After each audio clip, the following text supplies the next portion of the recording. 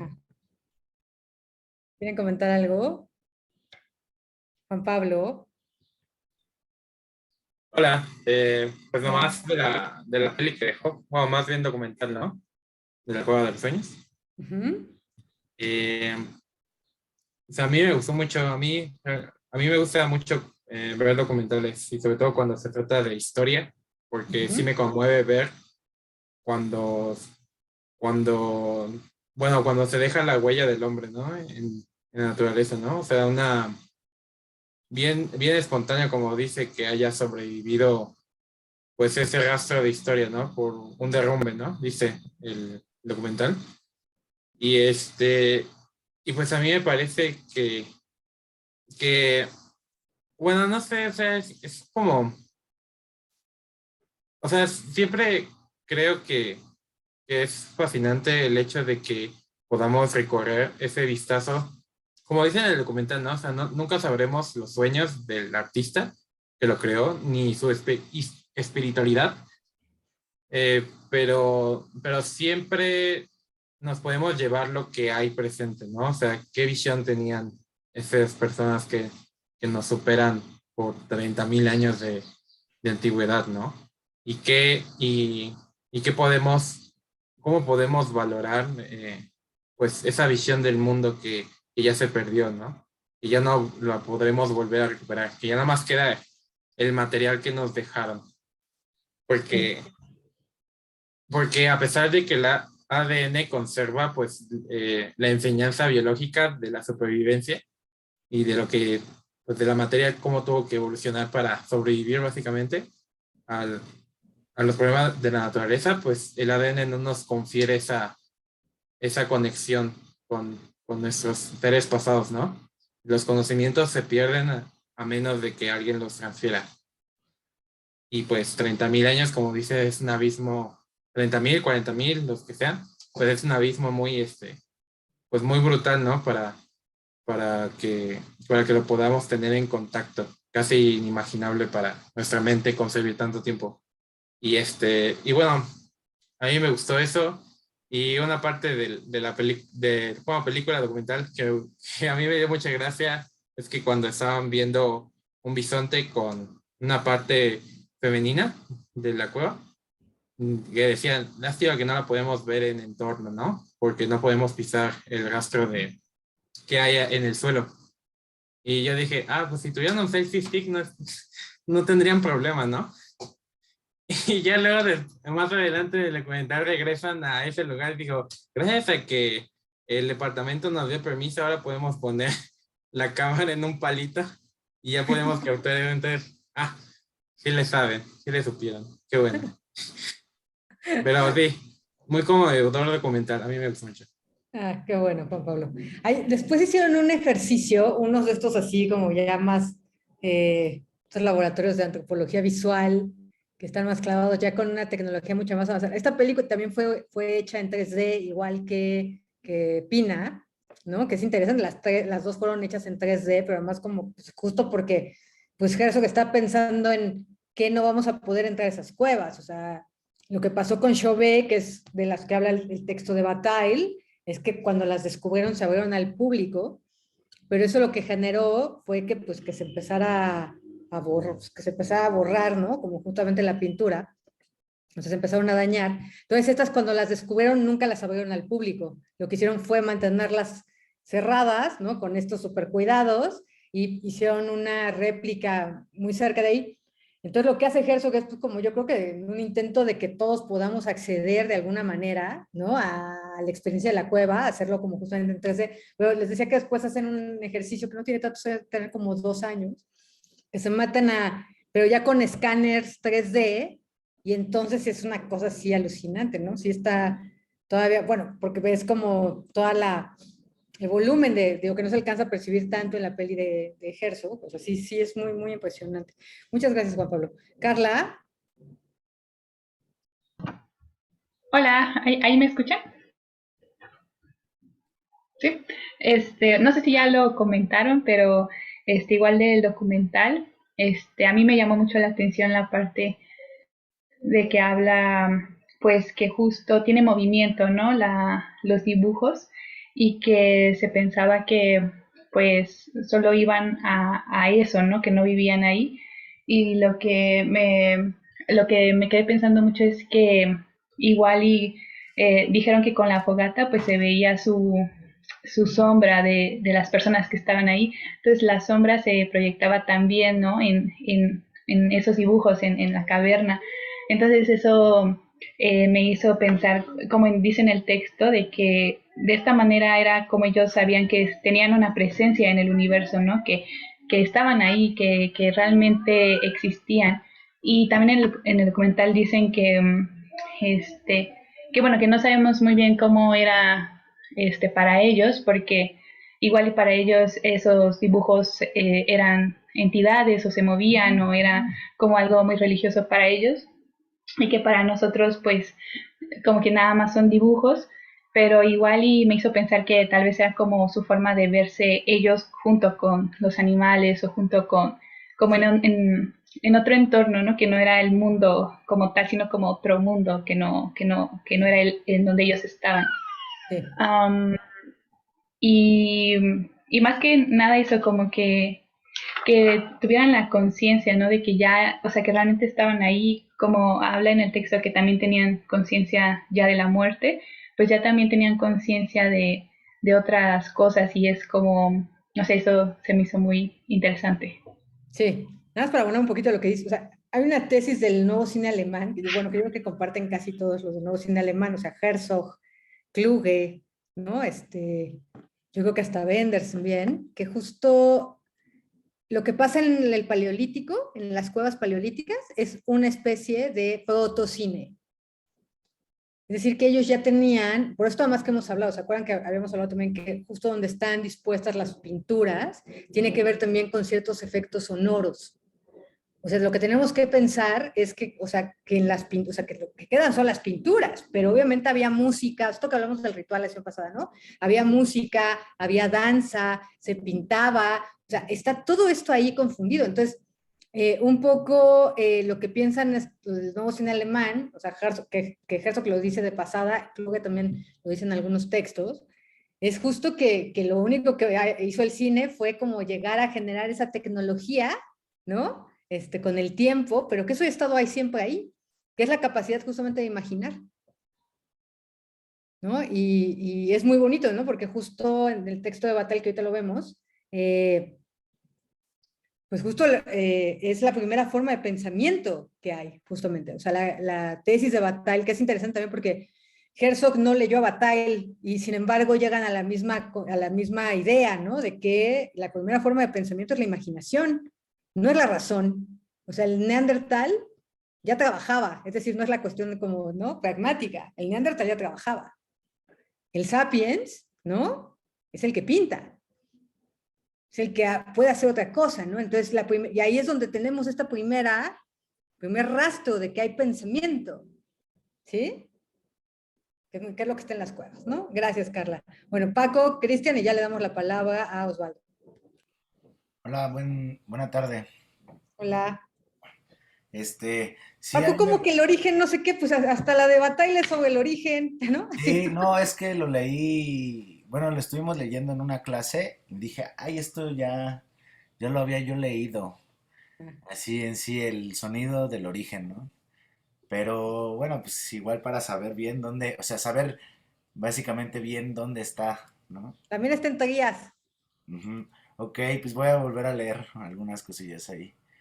Este, bueno, pues con respecto a, pues a todo lo que es como de esto, pues sí, bueno, yo creo que en parte como usted dice, ¿no? Que el neandertal ya pensaba, ya hacía cosas, ya trabajaba. No Bueno, pensaba, trabajaba, que es diferente. trabajaba. Bueno, pues, pero sí era un ser que ya podía hacer armas y ya cazaba, ya tenía una cultura, todo eso, ¿no? Pues no pensar no significa realmente así como un proceso creativo, ¿no? Del genio, como dice en Bataille, ¿no? No sé cómo se pronuncie bien, Bataille. ¿no? Y también a mí me gusta mucho esa semejanza que, bueno, no, más bien como lo que dice de que nosotros pensamos a los hombres de esa época del Paleolítico como seres que primitivos, más parecidos a la bestia, ¿no? Y, y como dice que sí, pues que puede ser que sí lo son, aunque sean Homo sapiens, pero sí son más parecidos a la bestia en cuestión de que, pues bueno, para ellos la bestia no es algo indigno, ¿no? Ujú. Es algo completamente diferente. Ellos tienen un acercamiento a eso como bestial. Aquí lo tengo como grabado un poquito mejor. Aquí lo tengo escrito, a ver, permítanme. Mm, Dice que tienen que no obstante son aptitudes próximas a las de los animales. Dice, la idea de la bestia, de todos modos, los primeros hombres debían tener el carácter híbrido de la bestialidad, que es atributo ya no del animal, sino del hombre que desconoce o que jamás reconoció su propia dignidad, Ujú. ¿no? Eso está, me gusta mucho, ¿no? Porque pues es como este acercamiento a que, bueno, pues es el inicio de la humanidad, ¿no? El primer hombre que reía, ahí después dice que reía igual que nosotros, que era igual que nosotros, ¿no? Pero que bueno, que era más cercano a la bestialidad, ¿no? Que tenía esa bestialidad que para ellos, pues incluso se ve, ¿no? Como no hay ningún hombre pintado en esas cavernas, ¿no? Ujú. Solamente hay animales. Ujú. Sí. Entonces es interesante y cómo hay híbridos de mujeres con cabeza de bisonte, ¿no? Ujú. Minotauros. Ujú. Y Ujú. también como hay, bueno, vi la estatuilla del hombre con cabeza de jaguar o no me Un acuerdo qué era, pájaro. puma. No, hay Sí, una de cabeza de pájaro en el fondo de la cueva de Lascaux. y entonces también ahí es cuando dice, pues yo me imagino que su espiritualidad la conectaban mucho con las bestias, ¿no? O sea, tal vez Mm. ellos no se consideraban hombres, Pues no, tal, se pues no. consideraban parte de esa misma naturaleza. Sí, Eh, es muy, muy, muy interesante eso, ¿no? Y sí. uno y sí es cierto, uno cuando habla de los primeros humanos, o bueno, de los primeros Homo sapiens, y los imagina acá rascándose la axila y sin hablar y lanzando piedras, ¿no? Así. Pero pues no hay que pensar realmente que es el inicio del genio, ¿no? Como igual también lo dice Bataille, no sé, Bataille, no sé cómo, Bataille. Bataille, este, lo dice, ¿no? Que en ese momento en que se da cuenta de que, o bueno, que empieza a sentir, ¿no? Que empieza a crear y que empieza a pintar. No, está súper interesante todo eso, ¿no? De cómo por primera vez se hace una forma artística de algo, ¿no? Porque los Sí. neandertales lo que cuentan es que no tenían nada, o sea, ninguna expresión artística, o sea, ni siquiera en sus herramientas, así que dijeras, ah, bueno, aquí tiene este detalle, o lo que sea. No, simplemente era una piedra tallada hecha para matar, ¿no? Interesante. Sí. Gracias, Paco. Cristian y luego ya Osvaldo. Trataré de ser muy breve. Hola a todos. De Hola. hecho, Paco empezó a hablar sobre lo que más me conmovió y que más me llegó del texto y que sí, cuando lo leí dije como, pues qué bella escena el haber presenciado esto que narra pues el autor en esta parte de sobre la risa, ¿no? Que lo voy a leer, que dice, la risa del hombre de Neandertal es dudosa, pero el hombre de las Caux seguro que reía, y nos olvidamos del alivio que debió ser la risa naciente. Para olvidarlo nos hace falta toda la seriedad de la ciencia. Ah, Y justo ese momento de que la conciencia nace y cómo esto del fenómeno de la risa, que siempre me pregunté, pues, cuál es el origen, ¿no? Y en algún artículo por ahí había leído que era una forma también en la que, por ejemplo, algunos chimpancés les comunicaban a los demás, a su demás especie, que, pues, que si se caían, que estaba bien, ¿no? Era como un sonido para comunicar un estado de ánimo, un estado, pues en este caso, de bienestar, ¿no? Pero también me recuerda un poco a este trabajo que hizo bueno, que vi del maestro Hugo Rosales, que en paz descanse, eh, sobre los gemidos, ¿no? Que también era una especie de sonido primitivo, pero que comunicaba y que reunía pues digo, para lo de la procreación y eso, pero que a partir del sonido también se comunicaban pues cosas, ¿no? Ya desde ese surgimiento de la conciencia, cuando se determina, bueno, cuando pasan del Homo faber al Homo sapiens. Ujú. Y ya, esto es Sí. lo que... Gracias, Cristian. Ahorita volvemos sobre Bataille, pero bueno, vamos a empezar con la exposición de Osvaldo. Hola, buenas tardes. Hola, Ajá. ya te pongo. Sí, Ya está. Ya, listo. a ver. Ah, sí, gracias. A ver, me dicen si ya ven. Sí, ¿no? Ya se ve. Ok. Bueno, buenas tardes a todas y a todos. Yo les voy a exponer sobre Bela Bartók. Bueno, él fue como sabemos, fue un brillante pianista, un crítico, investigador, educador, sociólogo, compositor, y que pues bueno, aportó muchísimo al mundo de la musicología y a la música en sí. Él, bueno, principalmente nació en Nagiset Miklos, una aldea en la provincia de Torontal, actualmente en Rumanía. Aunque bueno, cuando él nació en el siglo XIX, pues este territorio pertenecía al Imperio Austrohúngaro, ¿no? Y pues bueno, ahí está la parte donde nació él, el Imperio Austrohúngaro, que abarcaba ese territorio. Y pues bueno, su papá era maestro, más bien era director y maestro de una escuela ¿cómo se llama?, de agricultura. Y pues bueno, ahí podemos tener una idea de pues el contacto, los primeros años de Bartók, en los que tuvo contacto con la naturaleza, ¿no? Un ambiente muy rural. Y pues de hecho también, aparte de que pues, era aficionado a la música, también se dice que Bartók le gustaba coleccionar insectos, ¿no? Coleccionaba mariposas, etcétera.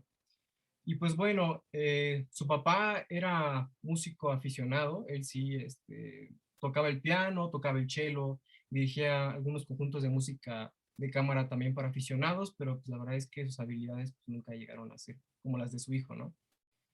De su mamá sabemos muy poco, también se dice que, bueno, se dice más bien que era maestra de primaria y que también tocaba el piano. Pero bueno, ya pasando a Bartók, cuando cumplió 8 años de edad, su padre murió, por lo que pues ya no podía sostenerse de la familia, él y su madre, ¿no? Entonces, pues tuvieron que salir de su origen, su pueblo natal, para buscar mejores oportunidades de trabajo y de estudio, ¿no? Y pues bueno, fue como ellos llegan a Eslovaquia. Bueno, primero llegan a Checoslovaquia primero y después regresan otra vez a Rumanía, a Transilvania. Pero después llegan a Eslovaquia, en donde se asientan pues ya por un tiempo en la ciudad de Bratislava. Este lugar era muy importante porque era un sitio que la actividad cultural estaba muy presente. Había muchísimo movimiento cultural. Y pues obviamente eso empapó demasiado a Bartók, ¿no? De hecho, aquí en esta ciudad estudió con el compositor Laszlo Erkel, que está aquí, un buen maestro que le enseñó piano, composición y armonía principalmente, ¿no? Y pues bueno, en esta etapa de Bratislava, Bartók compone sus primeras piezas para piano. Y pues bueno, después de pasar un tiempo en esta ciudad, al cumplir los 18 años, Bartók ya era un gran conocedor de música europea. Ya había visto a compositores, o conocía muy bien a compositores como a Bach, Brahms, Strauss, ¿no? Y de los que él tuvo muchísima influencia. Pero bueno, Bartók se decide abandonar Bratislava para ir a Hungría, a la capital, que es Budapest. Él estaba interesado en seguir sus estudios musicales, entrar al Conservatorio de Música en esta ciudad.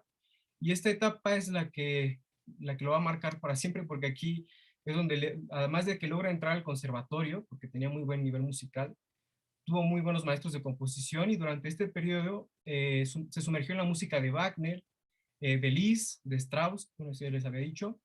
Y pues estos compositores sí le marcaron muy, muy cañón en su carrera, pero Bartók como que aún así no estaba muy satisfecho, o sea, como que estos compositores no le ayudaron a decidirse realmente si quería seguir esa línea que estos músicos habían ya pasado, ¿no?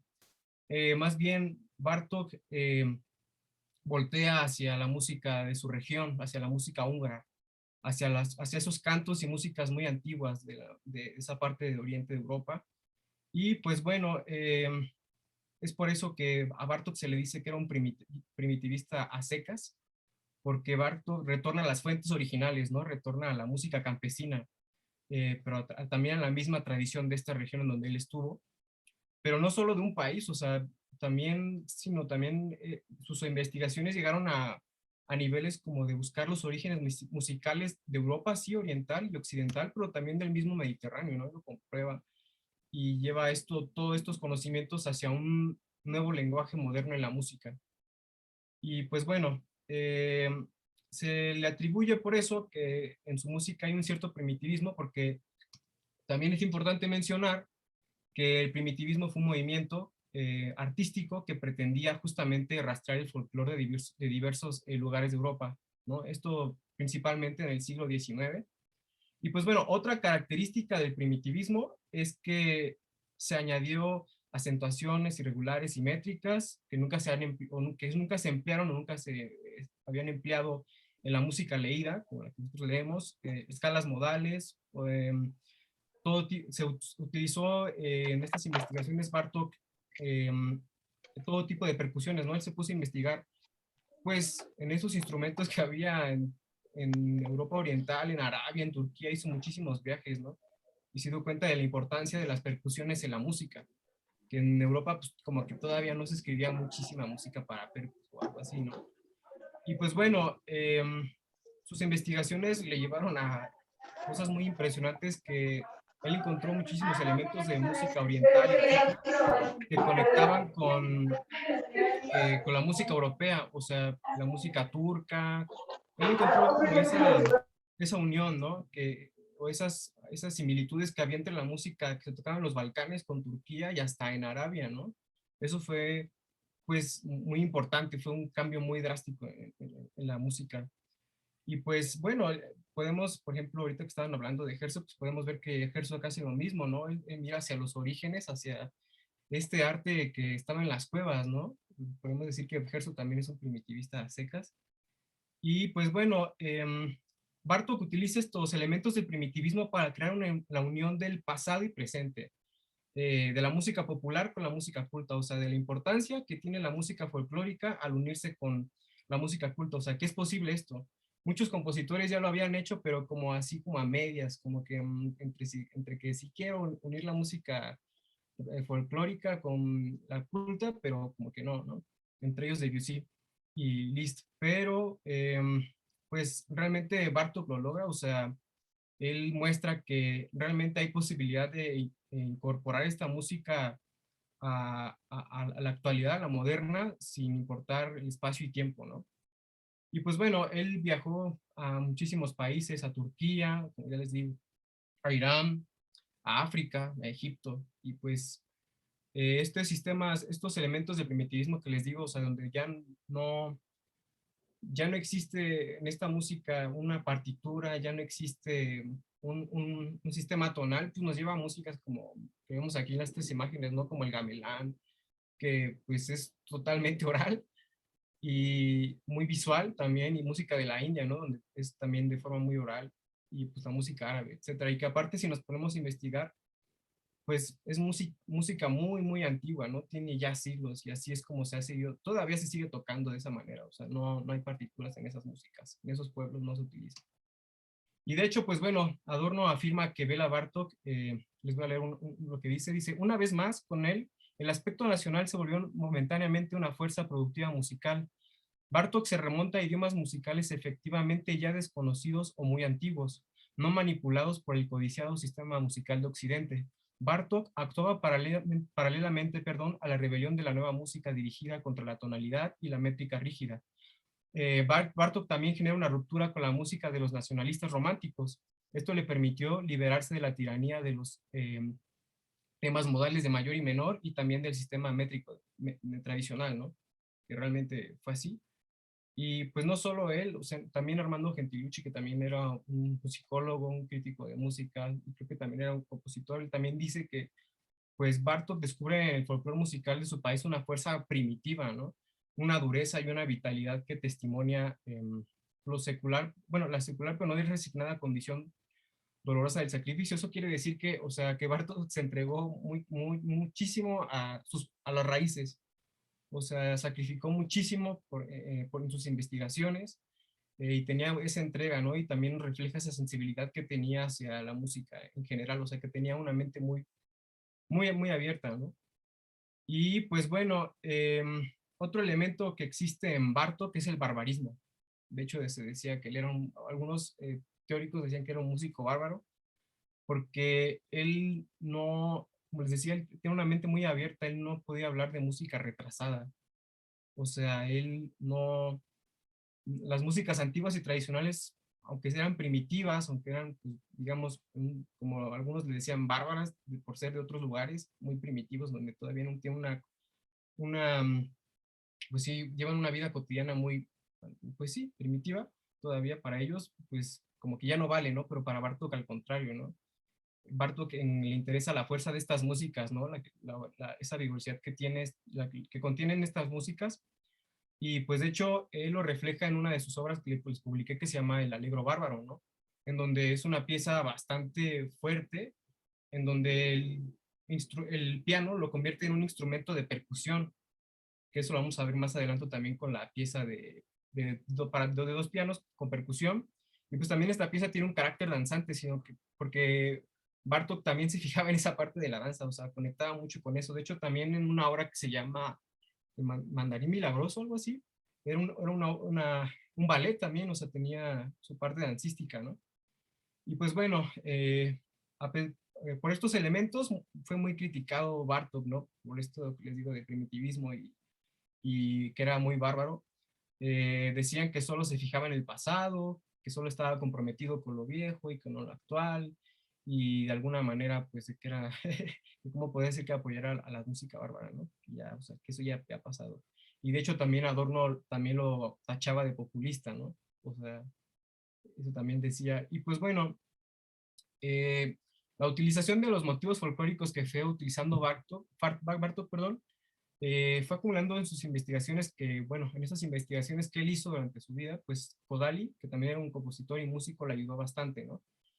Y pues bueno, todos estos elementos ya juntos lo llevan a una de sus grandes obras, que pues obviamente es Barba Azul, ¿no? O sea, no por nada, Trías le dedica todo un capítulo y comienza con esto, ¿no? Bartók presenta la primera versión del Castillo de Barba Azul en un concurso en Budapest, en la ciudad donde les había comentado que ya se mantuvo mucho tiempo, hasta su exilio, bueno, hasta su voluntario exilio. Y aquí, pues bueno, presenta esta obra, pero pues no tiene mucho éxito. Dicen que es una obra muy superficial, muy ambigua.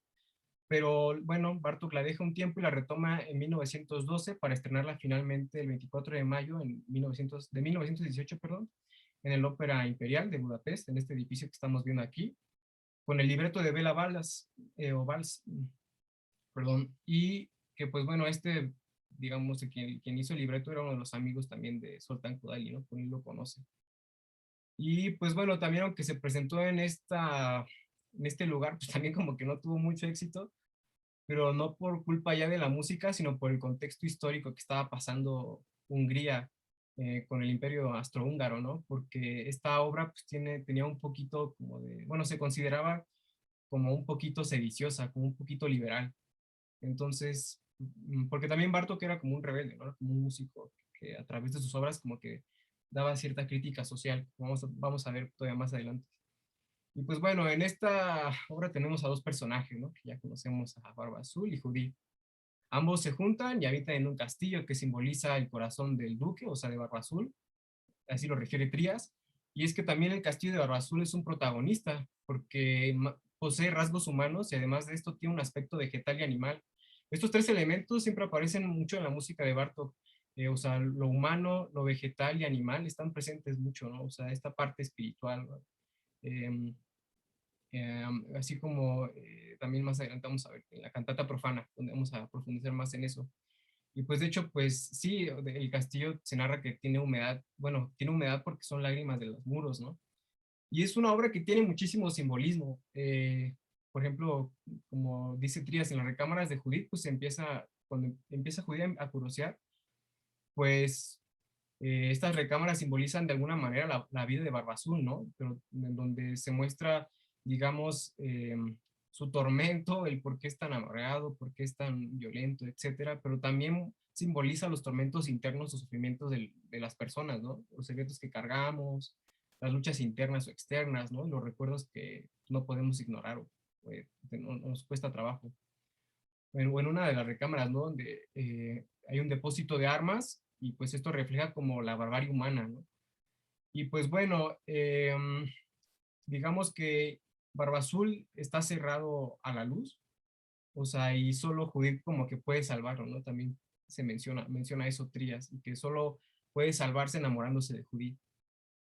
Y pues bueno, Judith es como es el personaje para mí que más me parece interesante por lo que simboliza su curiosidad, y de hecho leí un texto en el que pues sí, como que esta misma curiosidad se podría relacionar con el relato mítico o relato de la Biblia de Adán y Eva, ¿no? Donde pues Eva pues tiene esta curiosidad y empieza a trabajar en, bueno, pues sí, a curiosear, y pues finalmente descubre el secreto de este Barba Azul en la séptima recámara, y pues donde encuentra a 3 mujeres anteriores a ella, ¿no? Pero aquí hay mucho simbolismo también porque estas 3 mujeres representan la mujer de su mañana, la mujer del día y de la tarde, ¿no? Entonces, como que hay cierta simbología, pero también a la vez simetría. Entonces, porque tenemos 7 días de la semana, 7 puertas o 7 recámaras, 3 mujeres encerradas y las 3 fases del día, ¿no? Que a lo mejor pueden relacionarse también con esta onda de la Trinidad y la creación del mundo en 7 días, ¿no? Entonces, por eso digo que tiene muchísima simbología. Pero la parte culminante de esta obra, pues sí es cuando Barba Azul decide coronar y ponerle joyas a esta Judith, ¿no? Convertirla en la reina de la noche. Y esto se remonta también a que antiguamente en la mitología griega, por ejemplo, la noche, o sea, la diosa Nix, pues era una personificación femenina, ¿no? Una deidad muy antigua y muy importante que dio, pues, vida a muchísimos seres mitológicos, ¿no? Y pues bueno, al final de la ópera de Barba Azul, bueno, aquí está una imagen de la ópera. Ese es Barba Azul, muy guapo. Eh, pues al final de la ópera, esta es así de la imagen, le tomé screenshot, es el final de la ópera que se presenta. Y en esta parte Barba Azul dice, pues que Judith ahora será la reina de la oscuridad, ¿no? Y ya cuando la corona y todo dice, todo será oscuridad y todo será oscuridad. Y esto se relaciona con lo que dice Trías, que la oscuridad es el centro del universo, ¿no? De las galaxias. Es ese agujero negro en donde la fuente de energía impulsa todo, ¿no? Ese huevo cósmico del que sale toda fuente de vida o la vitalidad. Y que también es la raíz matricial de todo ser y existir, ¿no? Todo lo por venir, en pocas palabras. Y pues bueno, esta es una característica también muy importante en la música de Bartók, la oscuridad. O sea, todas sus obras, la mayoría, si nos ponemos a investigar, tienen este rasgo de oscuridad, como de, sí, algo siniestro, como lo podemos ver en los cuartetos número 4 y 5. Y pues bueno, también bueno, ahorita paso eso. Es importante mencionar que, pues dentro de las obras de Bartók, también existe la figura del campesino rebelde, porque vamos a hablar ahorita de la cantata profana, algo que tiene que ver con un ambiente muy, muy campirano, porque digamos que con esta personificación del campesino rebelde, Bartók se está oponiendo a la conquista de la civilización capitalista, perdón, o sea, Bartók luchó a su manera contra el capitalismo, ¿no? Y también nos habla de ese rechazo hacia la civilización, en donde el humano se despoja o rechaza su propio sexo, su esencia humana, renuncia a ese yo del mercado que crea el capitalismo, ¿no? Actualmente. Y eso nos lleva a esta obra que es esencial, que se llama La Cantata Profana. Esta la compuso Bartók en 1930. Es una obra que, en el contenido, su contenido tiene que ver con rituales de iniciación, separación y transición, o sea, rituales primigenios de alguna manera, ¿no? Y pues bueno, es una historia también bien trágica, porque pues bueno, más o menos, no tanto. Bueno, sí, porque el padre enseña a sus hijos, tiene 9 hijos, ¿no? Y les enseña el arte de la caza, ¿no? Porque en Europa, pues como que antiguamente era muy, sí era como un deporte, era como una distracción, también obviamente por necesidades de comer, pero la caza era algo como muy esencial. Y pues bueno, les enseña a cazarnos en el bosque, pero cruzan un puente encantado y en este espacio pues se transforman en 9 ciervos, ¿no? y pues su padre pues casa a uno de ellos o era uno de ellos y pues, se da cuenta de que son sus hijos, ¿no? Pero está bien interesante esta parte porque de alguna manera los jóvenes que se convierten en siervos ya no quieren volver a ser humanos.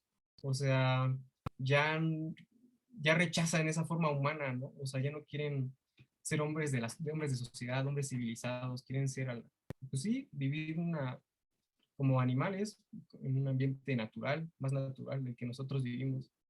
Y es una crítica social en esta obra, ¿no? Y pues también, así como decía Paco al principio, ¿no? Que pues estos hombres se veían más como animales que como personas, ¿no? Como humanos, y pues eso lo podemos igual relacionar. Y pues bueno, la cantata profana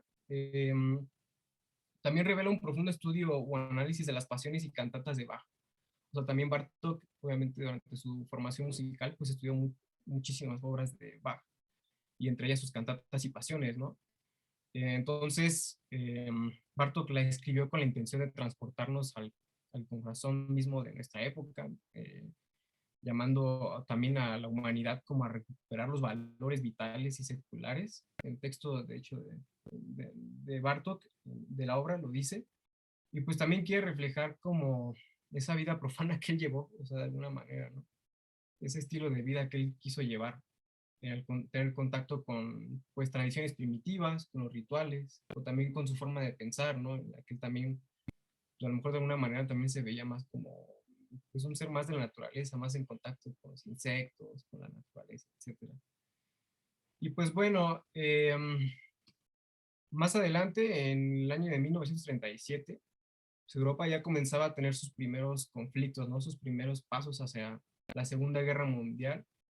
Y pues en este año, el rey le solicitó al compositor documentos que pudieran probar su pureza racial y si realmente su música era apta para el movimiento nazi, ¿no? Etcétera, por lo que estaba sosteniendo en Europa.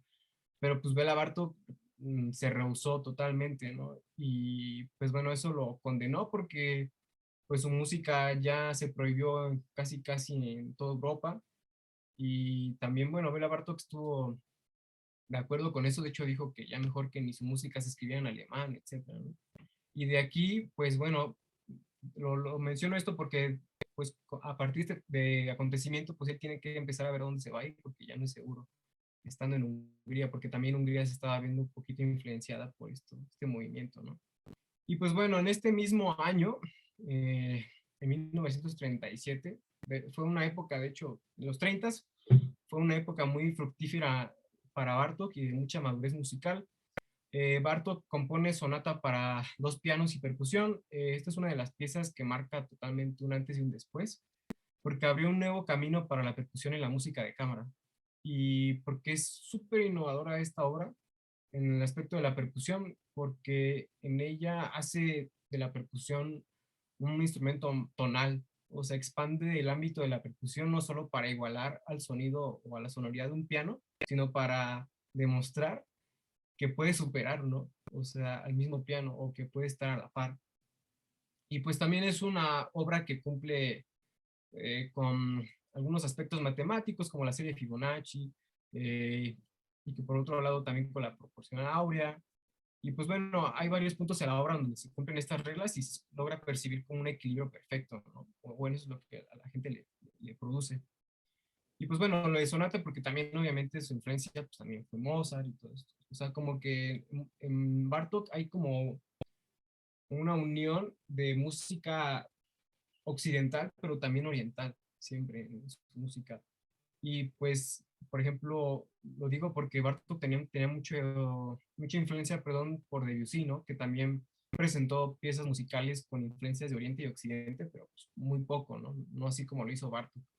Y pues también se fijó mucho en las obras de Stravinsky, ¿no? O como Bach. Y pues bueno, en este trabajo Bartók se centra en el tratamiento de sonoridades inusuales, o sea, utilizando la dimensión del sonido de instrumentos que están afinados, pero que no están afinados, ¿no? Entonces esto da como un nuevo paso hacia la música, digamos, contemporánea y también del estilo de música de cámara. Y pues bueno,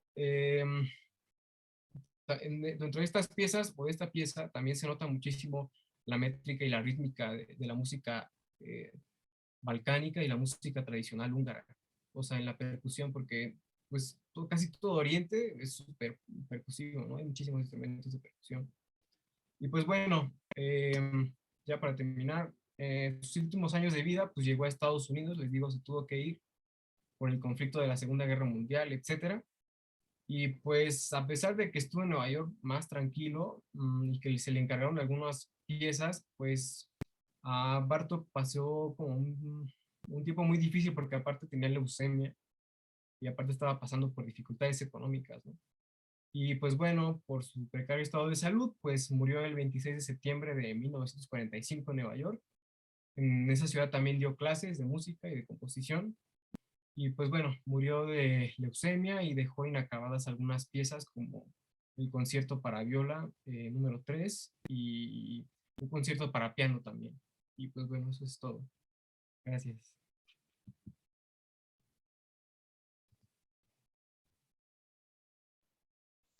Muchas gracias, Osvaldo, muy bien, muy bonita exposición. Bueno, vamos a ligar un poquito con el texto. Ustedes quieren hablar como en general de Bartók y de todo, pero un poco quería como, que también por eso la idea un poco, o sea, de continuar, ¿no? Con esta línea y un poco rematar junto con la peli de Herzog, obviamente, y con el texto de Bataille, porque hay una cosa que ya habíamos comentado, creo, en la sesión que vimos a Benjamin, que hay una cosa que va a trastocar justamente nuestra comprensión de la historia del arte, que es justamente el descubrimiento de las cuevas de Lascaux, ¿no? En el momento en el que surgen las cuevas de Lascaux, esto va a trastocar la manera en la que, bueno, no solo la historia del arte, sino la manera en la que en Occidente se había comprendido la historia en general, que es justamente esta idea de que el arte, ¿no? Y la reflexión, ¿no? Surjan cuando tenemos todas nuestras necesidades resueltas, ¿no? Que es justamente el caso de la cultura griega. Por eso Occidente empieza con la cultura griega, ¿no? Entonces, en el momento en el que se descubren estas cuevas, pues para empezar, o sea, pues así es como, ¿qué es esto? ¿Cómo, desde dónde lo pensamos? ¿Qué, o sea, quién lo hizo? O sea, como hacer como todo este trabajo de arqueología. Y bueno, el texto de Bataille pues surge justamente de esta incapacidad de dar respuesta a qué es lo que está pasando en esas cuevas, ¿no? Y lo otro es que justamente la lectura de Bataille es una lectura que es completamente atípica, porque va a echar por tierra pues toda también la idea, por ejemplo, de la economía, obviamente en términos como hasta marxistas, de que pues lo que nos saca de la animalidad es el trabajo, ¿no? Y un poco lo que Bataille está sosteniendo es que justamente ese paso que va del animal al hombre es justamente el arte, ¿no? O sea, justamente esto que decimos, esta primera forma de pensamiento que va a ser la imaginación, ¿no? Y de ahí que justamente él, o sea, por un ejemplo muy, muy claro, ¿no? Dice, ¿por qué no sentimos nada cuando vemos vasijas o cuando vemos herramientas construidas, ¿no? ¿no? Por estos seres, ¿no? De la antigüedad. Y cuando vemos estas obras, sentimos que nos hablan, ¿no? Y que lo que vemos ahí es justamente la misma fuerza que hay en las grandes obras que se han producido a lo largo de la historia, ¿no? Esto también un poco vinculado vinculándolo un poco más a lo que nos acaba de exponer Osvaldo. Bataille tiene un texto que se llama El verdadero Barba Azul, ¿no? Que es justamente la tragedia de Gilles de Retz, ¿no? Que es un texto sobre, o sea, el verdadero Barba Azul era pues sí, ¿no? Era un soldado que estaba en la guardia de Juana de Arco. Y ustedes saben que Juana de Arco era alguien que, pues bueno, que obviamente tenía estas visiones, ¿no? Que Dios la guiaba y Pues era igual, pero del otro lado. O sea, era alguien que se mantenía en una experiencia extática, pero justamente porque lo que hacía era matar niños de una manera brutal, ¿no? Entonces, aquí esto lo digo porque justo una de las cosas que está en el texto de Bataille es hablar justamente de que la experiencia del arte lo que va a hacer es, o este primer rastro que decimos, esta primera forma de pensamiento que es la imaginación, surge de una experiencia extática. ¿Qué quiero decir con experiencia extática? Que lo que pasa con estos seres, como ya estaba apuntando Paco y estaba apuntando también, bueno, todos estaban apuntando al principio, lo que pasa es que están fascinados justamente con el mundo. Estos seres están fascinados con los animales, están fascinados con la naturaleza, y justamente eso, ese éxtasis de estar viendo ¿no? O sea, como las zonas de los animales, en los paisajes, etcétera, es lo que hace que se despierte la conciencia. Es lo que hace que se despierte la imaginación. Y lo único que ellos pueden hacer frente a esa exuberancia que ven que todo el tiempo está botando de todos lados, es devolver ese gesto creando arte. Aquí hay una cosa que es muy interesante también, que ustedes un poco ya lo empezaron a decir también, que aquí no hay una diferencia todavía clara entre el animal y el hombre. Cuando decimos que hay un surgimiento del pensamiento, un surgimiento de la conciencia, no es una conciencia separada. Por eso, ¿no? O sea, no es que ya somos hombres y los animales están por allá. No, al contrario, más bien los animales, todos son como fuerzas que no se entienden, que no se pueden determinar, que no se pueden, ¿no?, limitar, al contrario. Digo esta fascinación porque justo, siempre lo digo, ¿no? Ninguno de nosotros, bueno, a menos de que alguno aquí sea pintor, ¿no? O sea, piensen, o sea, la técnica que está implementada en el uso de, en las pinturas. O sea, no me refiero nada más a los pigmentos, o sea, porque piensen en esto, ¿no? ¿Qué pasa? Es algo que siempre digo, ¿qué es lo que pasa de la lanza al pincel? Es decir, de la necesidad de comer a sentarte a hacer un pincel, porque obviamente no había lumen ni estas cosas, ¿no? Sentarte a hacer los pigmentos, ¿no? Y después justamente toda esta técnica que, o sea, ese trazo que hay en las cuevas, es un trazo que vamos a ver, por ejemplo, en un miró, ¿sí? O sea, este trazo así libre, que no es que le esté temblando la mano, ¿no? Pero además, o sea, como toda la cuestión del volumen también, esta cosa que se puede llamar, o sea, pictoescultura, que es justamente tomar los bordes para dar volumen y movimiento a los animales. O sea, todo esto son principios técnicos que son muy avanzados y que nosotros, o sea, nosotros no lo podríamos hacer. Entonces, esto es muy importante, o sea, como darnos cuenta de cómo ellos se toman este tiempo, ¿no?, para los animales, para todo esto, y que las figuras humanas son, esas sí las podemos hacer cualquiera, son bolitas y palitos. ¿Por qué? ¿Qué quiere decir eso? Que nosotros no pintamos nada. Lo que importa es el animal, lo que importa es, ¿no?, ¿sí?, la naturaleza. O sea, ahí se está jugando otra cosa, ¿no?, que justamente es lo que hemos perdido, es lo que va a decir Bataille. O sea, aunque nos parecemos a ellos, sin embargo, o sea, un poco la tesis de Bataille es que nosotros somos inferiores a ellos, porque nosotros hemos perdido esta necesidad creadora. Ellos no es de que no, o sea, ellos están, o sea, eso, pues van a cazar, van, y se ponen a hacer estas cosas. Todos, no es que sea uno, todos hacen esto. ¿Sí? Dice, página 17, ¿no? Y les doy la palabra, ¿no? Además es muy bonito, ¿no? Porque justo nos tira así como todos nuestros presupuestos, ¿no? Dice, es con certeza y por primera vez que del hombre de Lascaux que podemos decir que habiendo producido una obra de arte nos asemejaba y que con toda evidencia era nuestro semejante. Fácil sería afirmar que solo lo fue de un modo imperfecto. Le faltaban muchos elementos, aunque de seguro estos elementos no tenían el alcance que hoy les damos. Debemos antes bien subrayar el hecho de que su obra testimonia al menos una virtud decisiva, la virtud creadora, que hoy ya no es, por el contrario, necesaria. Pareciera que nosotros, o sea, esto que fue una necesidad para este hombre de Lascaux, para este hombre del Paleolítico, pareciera que para nosotros ya no es una necesidad, ¿no? Dice, el hombre de Lascaux creó de la nada este mundo del arte, en donde comienza la comunicación de los espíritus.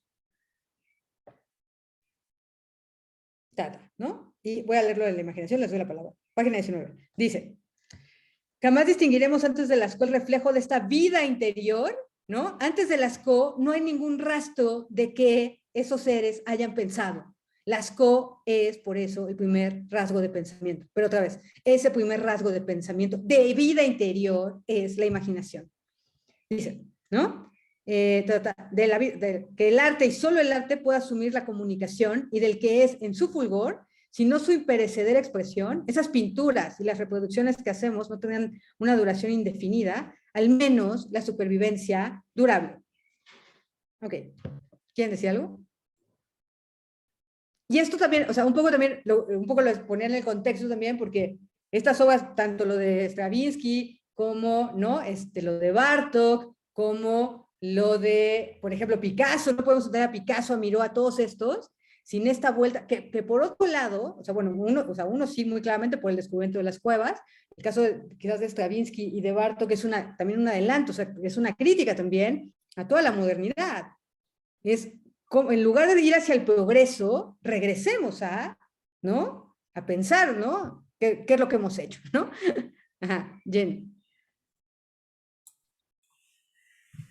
La verdad es que me gustó muchísimo la película o el documental, como que justamente no es algo que hagamos constantemente, voltear tan hacia atrás, ¿no? Y me conmovió muchísimo, o sea, yo estaba súper emocionada, creo que nunca me había emocionado tanto un documental. O sea, como lo iban contando poco a poquito, te iban desmenuzando, ¿no? La idea, pero además cuando, por ejemplo, empezaron a pasar la reconstrucción como de la cueva, fue así como, wow, o sea, es como volver al pasado sin realmente poder saber lo que pasó, o sea, es como, no sé, me voló la cabeza. Pero en cuanto a lo de las imágenes, también se me hace muy impresionante, o sea, como es que no era solo la imagen del animal, sino esta idea de darle movimiento. Casi hacia el final de la película, cuando empiezan a pasarlas como más de cerca, hubo una imagen que se me quedó súper grabada, en donde no solo eran como las patas o así, sino que hay una imagen en donde son las cabezas y se ven como dobles, como con dobles ojos, doble cabeza.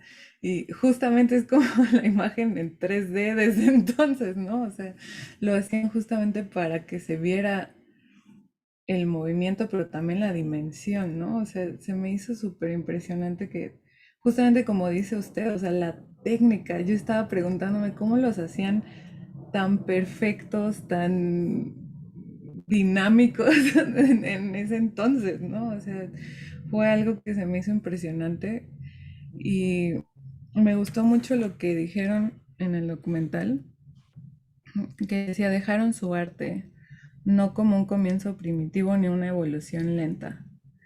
Porque sí, o sea, es cierto, siempre que pensamos en lo primitivo le damos esa connotación de algo retrasado, que no tiene valor, ¿no?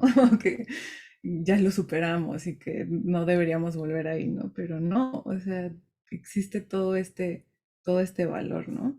Y lo conecté mucho con algo que dice en la lectura en la página 22. ¿Mm? Dice, lo que nos parece digno de ser amado es aquello que nos sobresalta, lo inesperado, lo inesperable, como si paradójicamente nuestra esencia respondiese a la nostalgia de lograr algo que sabíamos en un principio imposible. Y luego en la siguiente página, en la 23, ¿cuál era el sentimiento de los primeros hombres para quienes estas pinturas tenían un prestigio inmenso, aunque no pudiesen sentir un orgullo semejante al nuestro, tan estúpidamente individualista? Se piense lo que se piense, el prestigio se relaciona con la revelación de lo inesperado. En este sentido, que hablamos de milagro en Lascaux, pues allí la juvenil humanidad, por vez primera, mesuró la amplitud de su riqueza, es decir, del poder que tenía de esperar lo inesperado, lo maravilloso. Sí. Así es que es en serio, o sea, no sé, estoy así como, ni siquiera sé cómo ponerlo en palabras, pero estoy maravillada. Y Sí, luego sí. conectándolo con Bartok, algo de lo que decía Osvaldo de su estilo de vida, me acordé mucho porque cuando fui a Budapest fui a la casa de Bartok y dentro de las cosas que hay ahí, que porque ahora es un museo y como una pequeña sala de conciertos y así, en el ático pusieron todas sus cosas que solía tener en lo que era su estudio y hay muchísimas cosas que te dejan ver cómo era su estilo de vida, ¿no? Está, por ejemplo, todos sus insectos, que además es súper interesante verlo porque no era nada más que le gustaran, sino que él los atrapaba, los disecaba y los estudiaba y tenía como álbumes donde los pegaba y escribía lo que había estudiado de cada insecto, ¿no? Y tenía sus ropas, tenía ropas típicas de todos los lugares a donde había ido, porque cuando él estaba ahí se vestía como la gente de ahí, trataba de vivir como el estilo de vida de la gente cuando estaba con ellos, ¿no? Entonces tenía todas sus ropas así como tradicionales de los lugares a donde había visitado, tenía sus instrumentos, así que además instrumentos súper raros y tradicionales, ¿no? Así como el hurdy o cosas así, pero entre esos tenía su maleta, él llevaba siempre con él una maleta que era como un teclado de viento, maleta al mismo tiempo. Y entonces se lo llevaba a todos lados para poder con él registrar la música que iba aprendiendo en esas comunidades. Y entonces ahí está también ese maletín. Es como un portaestudio de la época, ¿no? Exactamente. Y bueno, fotos, ¿no? Fotos de donde lo ves con su maletota, así subido en un camión donde traían así animales y verduras y así, ¿no? Y fotos pues de sus viajes y cosas así. Se me hizo muy padre porque de verdad se me hacía como un estilo de vida en ese sentido, o sea, el querer ser parte de esas comunidades mientras estaba ahí, que al mismo tiempo se traducía como querer ser parte otra vez de esa naturaleza, como estos hombres, o sea, no. Sí, venía de este otro mundo en donde la música culta, etcétera, y nunca lo dejó de lado, pero también quería volver a esto, ¿no? Volver al principio y a conectarse con la naturaleza, y por eso él nunca dejó de buscar esta como comunión entre esos dos mundos, ¿no? Claro, claro, claro. Sí, sí, perfecto, increíble. Sí, muy bien, gracias, Jen. Juan Pablo. Buenas. Pues sí, ya había dicho que del documental me gustó mucho, muchos aspectos y que, bueno, ahorita viéndolo en retrospectiva no mencioné también que, bueno, aparte de que las pinturas reflejan también un, un pues un pensamiento, pues, pues complejo, ¿no? Yo siento, o sea, viendo esas pinturas, pues a uno se le cae la idea de que de que tuvieran un pensamiento primitivo, ¿no? Más al contrario, eran muy observadores y tenían un gran espiritismo, una gran conexión con su entorno, ¿no? Y yo creo que, y bueno, ahí lo mencionan en el documental, que no solamente las pinturas tienen movimiento o reflejan el movimiento, sino que también tienen sonido, ¿no? Y cuentan cosas, cuentan una historia, porque pues el gran, pues la gran persona que haya realizado pues esas pinturas se tomó la molestia no solamente de detallar con su habilidad pues la forma pues más exacta que pudo darle a los animales, sino también pues representaban sonidos, ¿no? O sea, si un animal tenía la boca abierta en una estampida, ¿no? Si qué estaba haciendo cuando estaba en la estampida, o rinocerontes que chocaban sus cuernos, ¿no? Y básicamente se puede percibir el sonido y la fuerza de esas acciones, ¿no? Y yo creo que pues se requiere un pensamiento pues más complejo pues, para asimilar esas percepciones, ¿no? Claro, Y totalmente. Ajá. igual yo estoy de acuerdo que, que igual y puede ser que el ser humano haya perdido algo, ¿no? A través del tiempo, ¿no? Que hayamos perdido esa conexión porque ahorita, por ejemplo, yo hace poquito leí muchas cosas de Schaeffer y todo el pasaje sonoro y él refleja que pues sí hay que escuchar y todo eso, pero siempre separa los sonidos humanos y de la naturaleza, ¿no? Y yo me pregunto, ¿alguna vez no hubo necesidad de hacer ese hincapié, ¿no? Alguna vez nosotros ya nos pertenecíamos a esa comunidad a la que llamamos naturaleza y el reino animal, ¿no? No nos, no nos hacíamos aislados, no nos aislábamos en nuestra soberbia humana, ¿no? Sí, y además, mira, aquí hay varias cosas que son muy interesantes de lo que han dicho, tanto tú como Jen, que además se conecta. O sea, la cuestión de la percepción, ¿qué es lo que perdimos? O sea, no solo perdimos la imaginación, sino perdimos, y también, o sea, perdimos la imaginación porque hemos perdido la percepción. O sea, imagínense la manera en la que ellos percibían que podían hacer, o sea, y es una manera muy similar, dense cuenta, ¿no? Es una manera muy similar o sea, esto lo vamos a tener hasta el futurismo, o sea, las pinturas futuristas, ¿no? De Bala, por ejemplo, son pinturas donde este efecto del movimiento, ¿no? De hacerlo varias veces, o sea, las vamos a ver reflejadas, pero hasta el futurismo, que es lo que acabamos de ver hace poco, ¿no? Es que se empieza a pensar otra vez cómo captar el movimiento. El cubismo es un poco eso también. Ahora, si vemos un cuadro de Klee, de Paul Klee es abstracción en el sentido más puro de la palabra, es decir, con solo algunas líneas puede captar la totalidad de una cosa. Vean a Paul Klee, por favor. Vean, o sea, vean pinturas de Paul Klee y van a ver cómo con unos trazos está todo ahí. Es una cosa muy alucinante. Este tipo de percepción, que es una percepción que abstrae como, ¿no?, en unos cuantos trazos, es lo que hay justamente en las pinturas paleolíticas. Pero esto tiene que ver con una forma otra vez de estar en el mundo, de percibir las cosas. Hay un estudio que siempre lo nombro porque me gusta muchísimo, me ha parecido fascinante, que tiene que ver con esto que estamos diciendo. Hay un estudio de una paleoastrónoma. Una paleoastrónoma son los que estudian el cielo, ¿no? Pero, o sea, como piensa esta cosa de, hace el cálculo de cómo sería el cielo más o menos en la época de Lascaux, ¿no? Entonces hace un cálculo ya con toda la computación que hay, ¿no? Y se da cuenta de que, o sea, que es además increíble, porque pone una foto de Lascaux y pone una foto de cómo sería el cielo en esa época. Y son las constelaciones, chicos.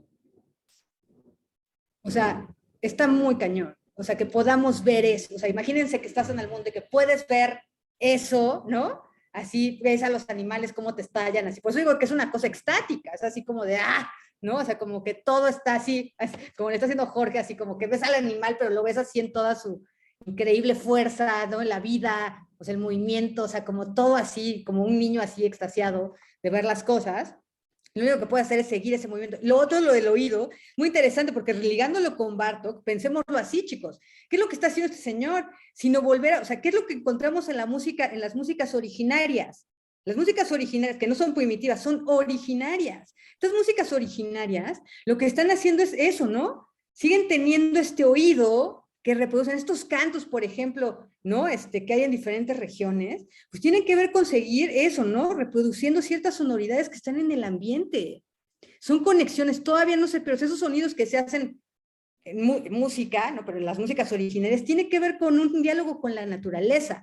Pienso además concretamente, nada más por poner un ejemplo que sí es brutal, en justamente los aborígenes australianos, que hacen estas songlines, que es como van cantando con el paisaje. Eso es lo que está en las músicas originarias, ¿no? O sea, sacar este sonido, o sea, otra vez volver a oír como esta visión que les decía, así como de poder abstraer, igual con el oído. Eso es un poco, creo, también la búsqueda de este señor. O sea, como que sí está tratando de ir a, casi es una arqueología sonora, ¿no? Voy a leer una cosita, no, porque ya lo leyó, y justo la idea de milagro de la que está hablando acá, era justo lo que iba a leer, pero ya lo leyó ella, está muy bien, ¿no? La idea de milagro, chicos, ¿qué pasó? ¿No? Milagro, ¿por qué? Porque no sabemos qué pasó de la lanza al pincel. Eso es lo que es el milagro. Nunca nos lo vamos a poder explicar. ¿Sí? ¿Por qué en ese momento se destapó así como, no sé? Bueno, obviamente, o sea, eso extático es bien interesante porque es un doble movimiento en el cual se despierta la conciencia, pero al mismo tiempo se vuelve a abismar. ¿Por qué es así? ¿Qué es esto? ¿Sí? Ok, gracias, chicos. Jorge. Hola maestra, buenas noches. Hola.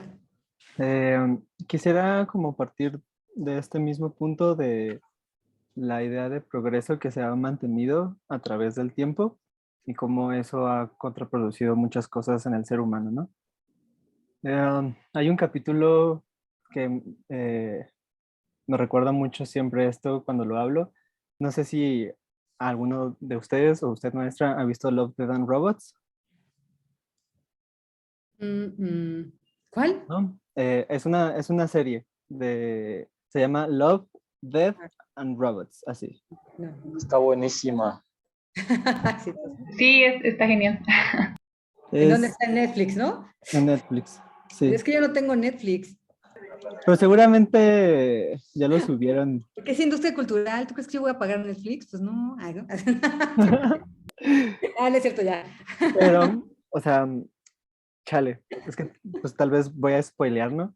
Pero hay un capítulo en el que están ubicados en el Japón antes de la ocupación inglesa. Entonces hay un mago o brujo que se encarga de mantener el equilibrio entre los demonios y la estabilidad del mundo terrenal. Y entonces empiezan a llegar los ingleses, entonces como que este señor tiene un hijo que va a heredar todo este poder y se hace amigo del demonio, que es, en este caso es una zorra. que vive así en ese mundo.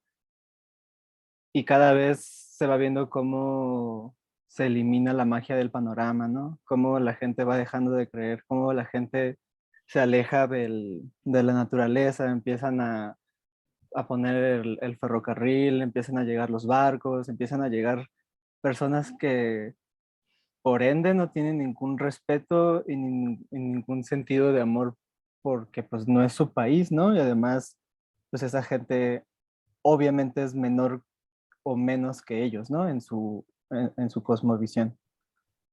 Entonces, con ese ejemplo puedo unirlo muy bien con Barba Azul, ¿no? Que es como su esposa, bueno, Judith, como el mundo, ¿no? En este transcurso de, progreso, comida, unión entre países, amistades, ¿no? Contraculturas, pero pues al final, ¿qué se va a pagar, no? O sea, al final, ¿cuál va a ser todo el punto, no? Entonces, como que uno llega a la vida y empieza a ver qué onda, y es como como una suerte de contrato apuesta, ¿no? En la que tú estás dando sin ver, teniendo esperanza en que algo se vaya a hacer o algo se vaya a lograr, aunque sepas que los medios por los que se hace son los peores. Y nada, o sea, como que uniéndolo con Barba Azul, como que no sabía qué decir, no sabía qué decir, pero como que sí, ¿no? O sea, como muy crudo y real, además, ¿no? Como que, las puertas, te abro, tengo miedo, pero pues te voy a demostrar, ¿no? Pero al final no te vayas a agüitar porque ya sabes, pues, quién soy en realidad, ¿no?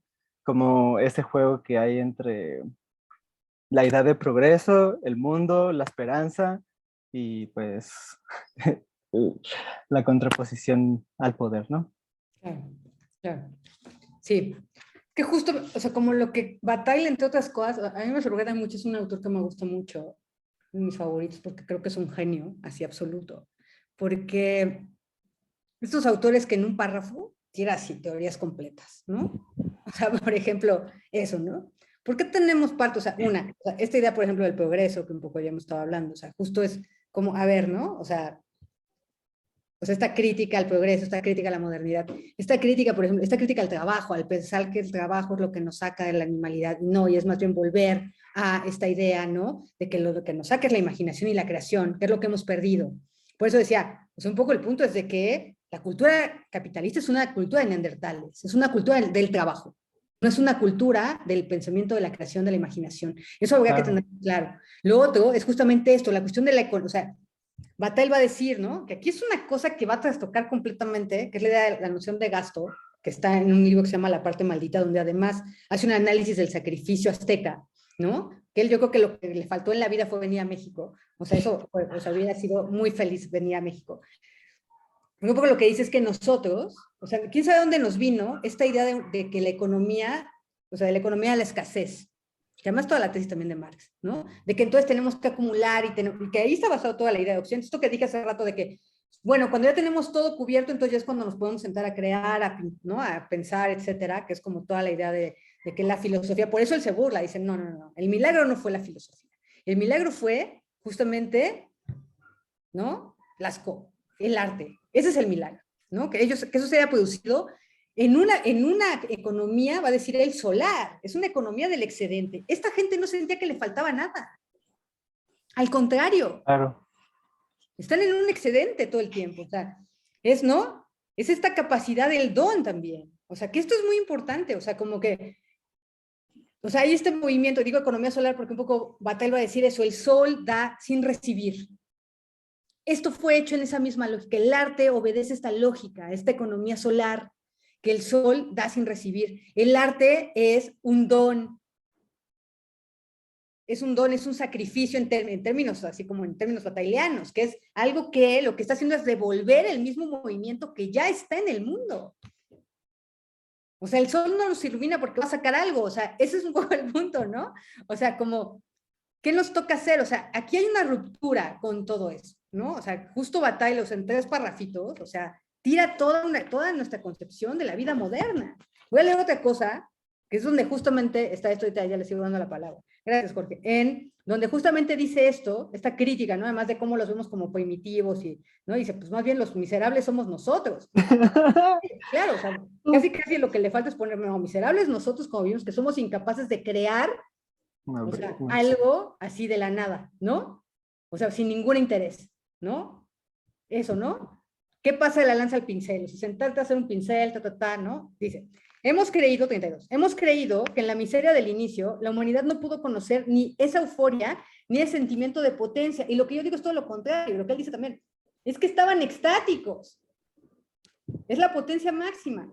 Reservamos este cariz milagroso a Grecia. Con frecuencia damos a los hombres de la edad de piedra una apariencia sórdida, seres sin belleza, casi bestiales, solo poseídos por la avidez y despojados de todo matiz seductor, tranquilos y firmes, que son las características de la animalidad. Los imaginamos macilentos, oscuros e insurtos, como la imagen de los miserables que viven en estado de degradación en los baldíos que rodean nuestras ciudades, ¿no? Pero estos no somos nosotros. Los desgraciados poseen, sin embargo, su grandeza, que solo les es asignada en las ilustraciones de los libros de texto escolares, ¿no? Voy un poquito, ¿no? Dice, esto ya lo leyó Paco, pero esto acá, ¿no? Dice, ya no podemos nunca, en la 34, ya no podemos nunca más asignarle al Homo sapiens, porque otra vez, sapiens para Bataille es el hombre que crea, el que ríe, ¿no? El que juega, también retomando a Huizinga, ¿no? Homo sapiens, reacciones semejantes a las de los hombres groseros que conocemos en nuestro tiempo, para quienes la fuerza bruta es la única verdad concebible.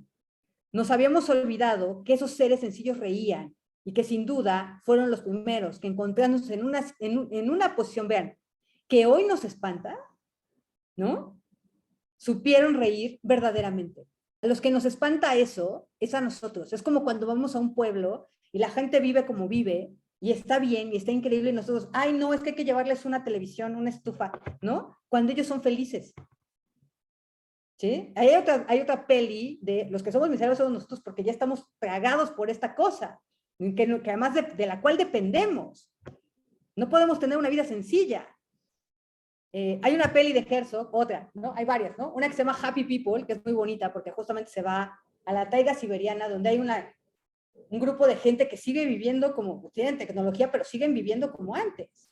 Es muy, muy interesante, ¿no? Pero bueno, ok, les doy la palabra, Paco, Héctor, gracias, Jorge. Bueno, no sé si Héctor quiera primero. Bueno, ¿Quieres ya. otra cosa? Héctor quiere, pero no sé, pues tú estabas primero, pero si quiere Héctor, ¿no? Ah, bueno. Bueno, ya de una vez, así rápido. Bueno, hablando del progreso y cómo esa idea es un poquito, contaminante. Ujú. Pues sí, algo que dice aquí de estos hombres de Lasco. Perdón, maestra, pues No, soy, nada más te estoy corrigiendo, buena onda. ¿No? bueno, ellos, como lo dice el autor, así dice que ellos no tenían esa mentalidad del progreso, porque era tan precaria su vida en un término así. Contrario, no son precarios. Ay, ¿no? Bueno, en un término de, o sea, de que pues bueno, casi casi están viviendo al día y están luchando contra bueno, no conviviendo con la naturaleza, ¿no? Mejor dicho. Es que no Entonces, están luchando. O sea, es que, fíjate, aquí hay una cosa, perdón que te interrumpa, pero esto es muy importante para entender el paleolítico. O sea, que ya hay una primera forma de pensamiento, que es la imaginación. Aquí todavía no hay, o sea, a ver, todavía no hay un pensamiento, o sea, ellos no saben que van a morir. Ese es un poco el punto. Que es una de las cosas que, o sea, nosotros sabemos que vamos a morir, por eso somos precarios, ¿no? Pero ellos no, ellos viven en la eternidad, Paco. Aquí esto también por eso es prehistórico, ¿no? Porque es anterior al tiempo. Ellos no están en el tiempo, ellos están en la eternidad, están en otra cosa. ¿Por qué lo digo? Porque no hay muerte natural para ellos. La gente no llegaba vieja. La gente para ellos era algo que venía de fuera. O sea, se te cayó un bisonte en la casa, ¿no? Pues no sé, ¿no? Te caíste por ahí, ¿no? ¿sí? Te cayó un rayo. O sea, la muerte era siempre violenta, era una fuerza que venía de fuera. No se concebían como mortales como nosotros. Por eso su idea del tiempo es completamente distinta. Están en el instante también. Sí, bueno, y justamente es lo que quiero leer de aquí, dice, bueno, más o menos página 37. Debemos afirmar que el arte de Lascaux, al contrario, se encuentra muy alejado del arte salvaje. Bueno, habla del arte salvaje, del arte como de la gente que se considera primitiva en estos tiempos modernos, ¿no? Dice, Lascaux está más próximo del arte rico, pleno de posibles variedades como lo han sido, si se quiere, el arte chino o aquel de la Edad Media. Pero por sobre todo, el hombre de Lascaux, por cerca que estuviese del Polinesio actual, o sea, de los aborígenes, sentía algo que aparentemente hoy no siente el polinesio. Estaba agobiado por el futuro más incierto y complejo. Justo de lo que dice, ¿no? O sea, mañana no sé si sobreviviré, ¿no? Así todavía, ¿no? Uno da por hecho eso, ¿no? Y bueno, ya después, más adelante, dice que nosotros vivimos en un tiempo de nacimiento indefinido. Importa poco qué decidimos. El mundo se altera y cambia en nosotros. Y por esto el mundo se alteraba y cambiaba, al menos a partir del comienzo de la edad del Reno al florecimiento de la caverna de Lascaux. La eclosión o el nacimiento tuvo entonces lo que a posteriori jamás tendrá, la disgradada luz de la aurora. Como antes dice, ¿no? Que o sea, estos cuates tenían un mundo de posibilidades, ¿no? Nosotros ya estamos como un poco influenciados, sí, contaminados. Esa sería como un poco más la palabra correcta. Pero estos viven en el mundo y con el mundo y son parte de, y como dices, un futuro incierto, y por lo tanto su arte es creativo, ¿no? O sea, no, no hay influencia de nada, ni de nadie. Ujú, ujú. Sí, totalmente. Y no hay ni un interés ni nada, ¿no? Es así como ahí no lo dejaron, que dices, ¿no? Y Ah, además ven el excedente que casi que hasta el que lo dejan para todos, ¿no? y cuando, igual así, ahorita ya que me acuerdo, hay una parte en la película en donde dice que hay alguien, no me acuerdo quién, la verdad, difícil saber quién, Ujú. fue a caminar con un aborigen en Australia y llegaron a un lugar en donde había pinturas y dice que El ajá, antropólogo, ¿no? un antropólogo, sí, y Ujú. resulta que la pintura que estaba ahí ya se estaba degradando y entonces el aborigen empieza a pintar con una tristeza y entonces le pregunta, oye, ¿por qué pintas, no? Dice, pues que yo no estoy pintando. O sea, eso, o sea, Es el espíritu el que está es el pintando. espíritu el que está pintando. O sea, es algo muy poderoso, ¿no? Claro, no hay yo ahí, no hay un No, yo. Eso es ya se muy fue. importante. No hay Es un yo, no hay una increíble. individualidad, no hay, o sea, no hay esta separación que nosotros ya tenemos, ¿no? Eso es lo que también es interesante, que por ejemplo, cuando hemos hablado del genio y eso, tiene que ver mucho también con esta idea. El genio no es un yo, es un medio. Que es el remanente que tenemos de eso, es eso, ¿no? Sí, muy bien. Gracias, Paco. Héctor. Hola, quiero empezar diciendo una frase que dice, la propiedad es amor letal, ¿no? Me recuerda como todo lo que estamos diciendo ahora y todo lo que se estaba comentando, o sea, es como las primeras páginas. Yo quería decir algo que dije o sea, algo sobre lo que hablé la clase pasada y que creo que no se me entendió, o sea, que no logré darme a entender bien y que empezando el texto de Bataille, lo encuentro ahí así como dije, wow, o sea, eso, si lo hubiera leído una semana antes, lo hubiera podido explicar.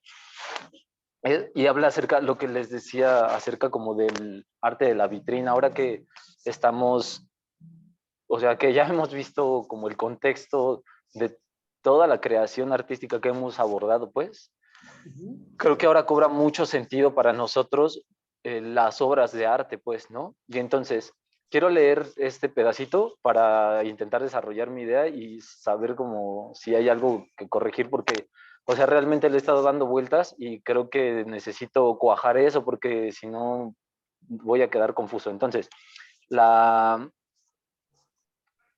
Ay, caray. A ver, voy a leerle. No, es que... Acá está... Aquí está. Es la página 19. Al final dice, si entramos en la caverna, de Lascaux nos oprime un fuerte sentimiento que difícilmente experimentamos cuando miramos las vitrinas en las que se exponen los huesos, en las que se exponen los primeros restos humanos fosilizados. Entonces, esta cita me hace un buen sentido porque cuando yo me refería como a que miramos o escuchamos el arte, lo percibimos, o sea, lo miramos a través de una vitrina, ¿no? Aun cuando sea, o sea, imaginaria.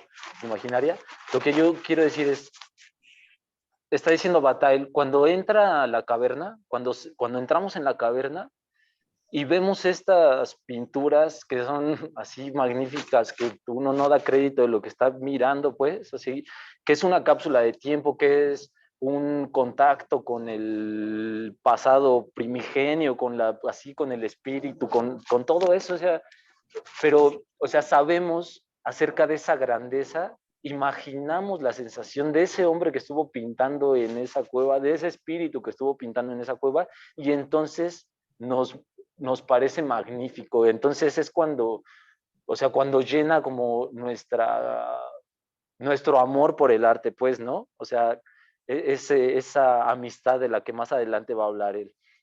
Entonces, pasa esto, y que no es lo mismo que pasa cuando vamos a un museo y a pesar de que vemos huesos y vemos herramientas que son parte de ese mismo hombre que pintó esas cavernas, no sentimos lo mismo. Están a través, o sea, está visto como frívolamente. Espero que se me entienda porque sí quiero llegar a una conclusión bien.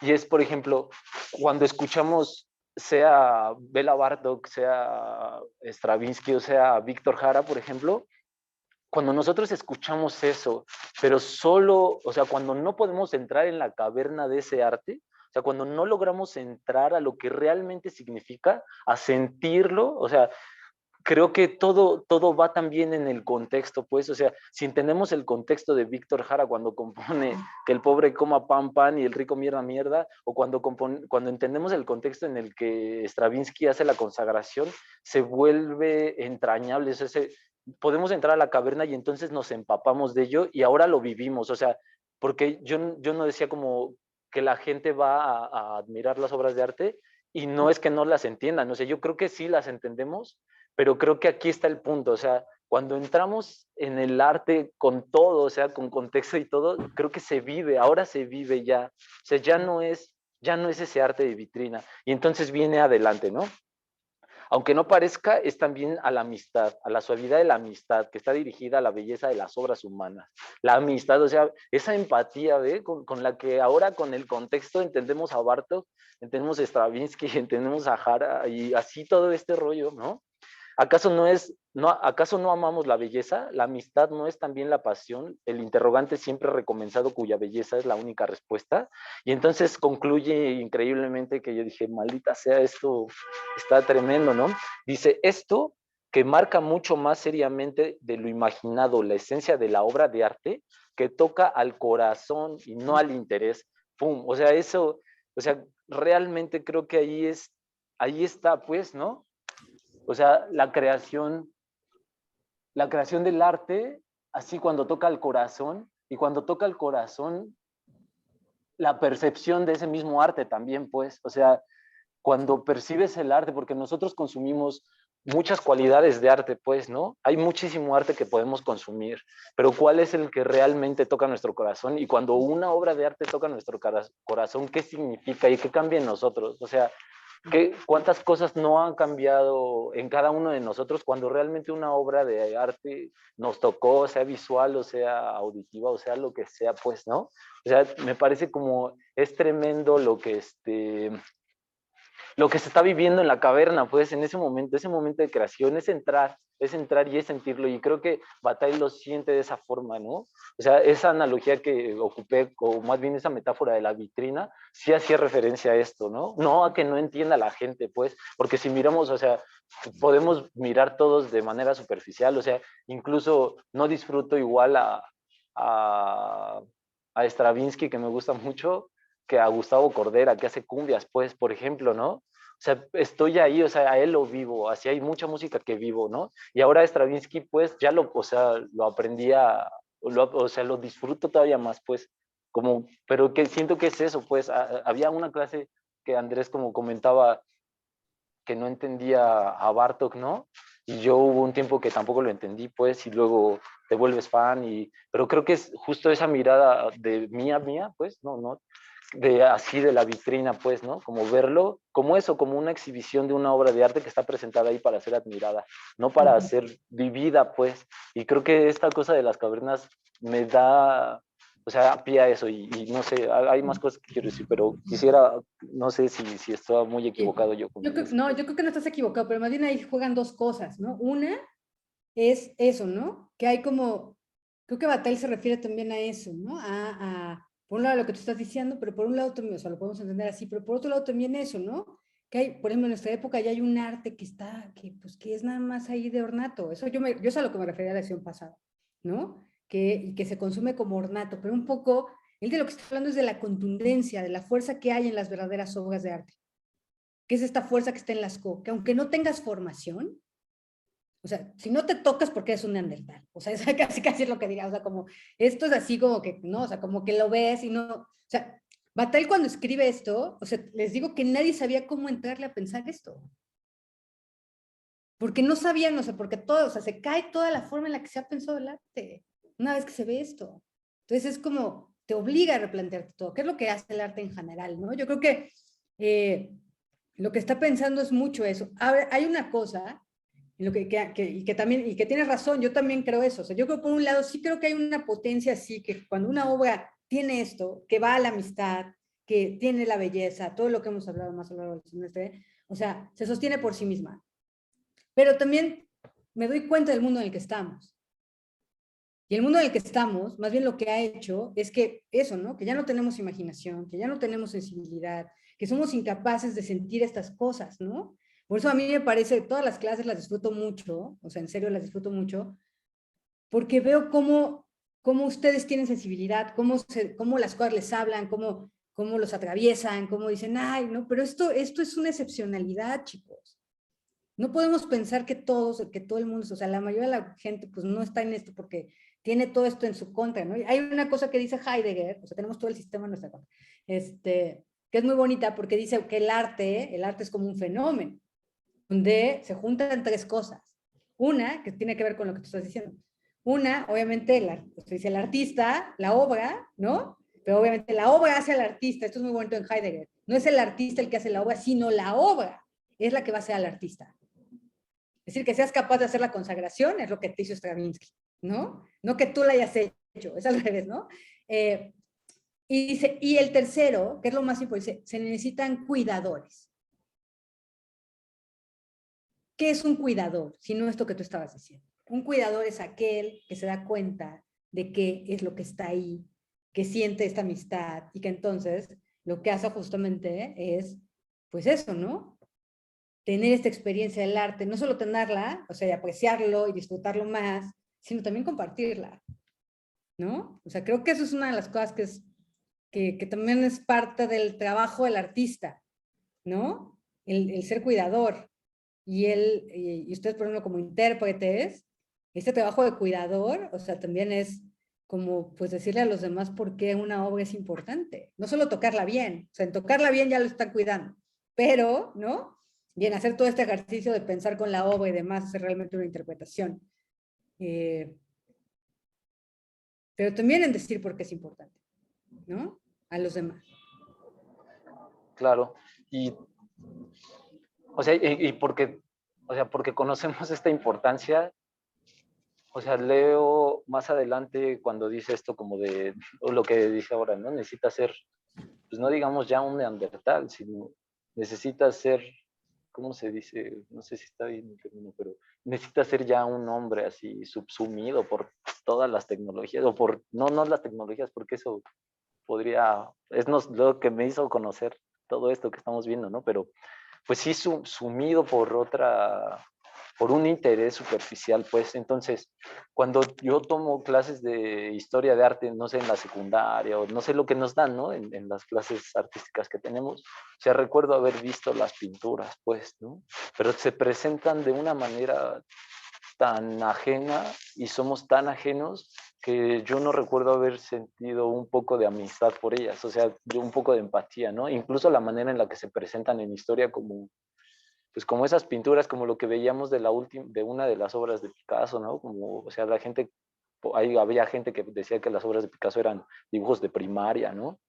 Y igual los trazos de cualquier caverna, como si fueran cualquier cosa, y mismo Bataille lo dice, como si fuéramos superiores, por alguna causa creemos que somos superiores, ¿no?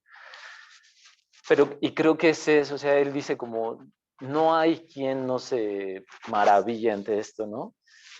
Y yo creo que sí hay quien no se maravilla, pues, pero bajo esto justamente, ¿no? O sea, que a mí me tocó vivirlo, pues, pero, o sea, creo que es por esa misma falta ya de sensibilidad, por ese adormecimiento que hemos sufrido a través de tanto tiempo, o sea, y es un adormecimiento en todos los sentidos, ¿no? Que viene desde lo que estábamos platicando desde las primeras clases, esa responsabilidad de consumir y de dar, ¿no? Como sanamente, pues.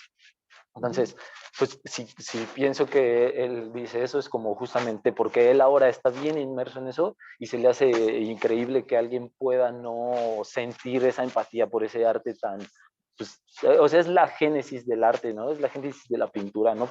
No puede entender que alguien no Pero fíjate, lo que es muy importante, bueno, fíjense, lo que es muy importante en el texto de Bataille es que está junto, o sea, decir nacimiento del arte y nacimiento del sapiens es lo mismo. En el momento en el que perdemos la capacidad creadora, dejamos de ser sapiens, dejamos de ser humanos.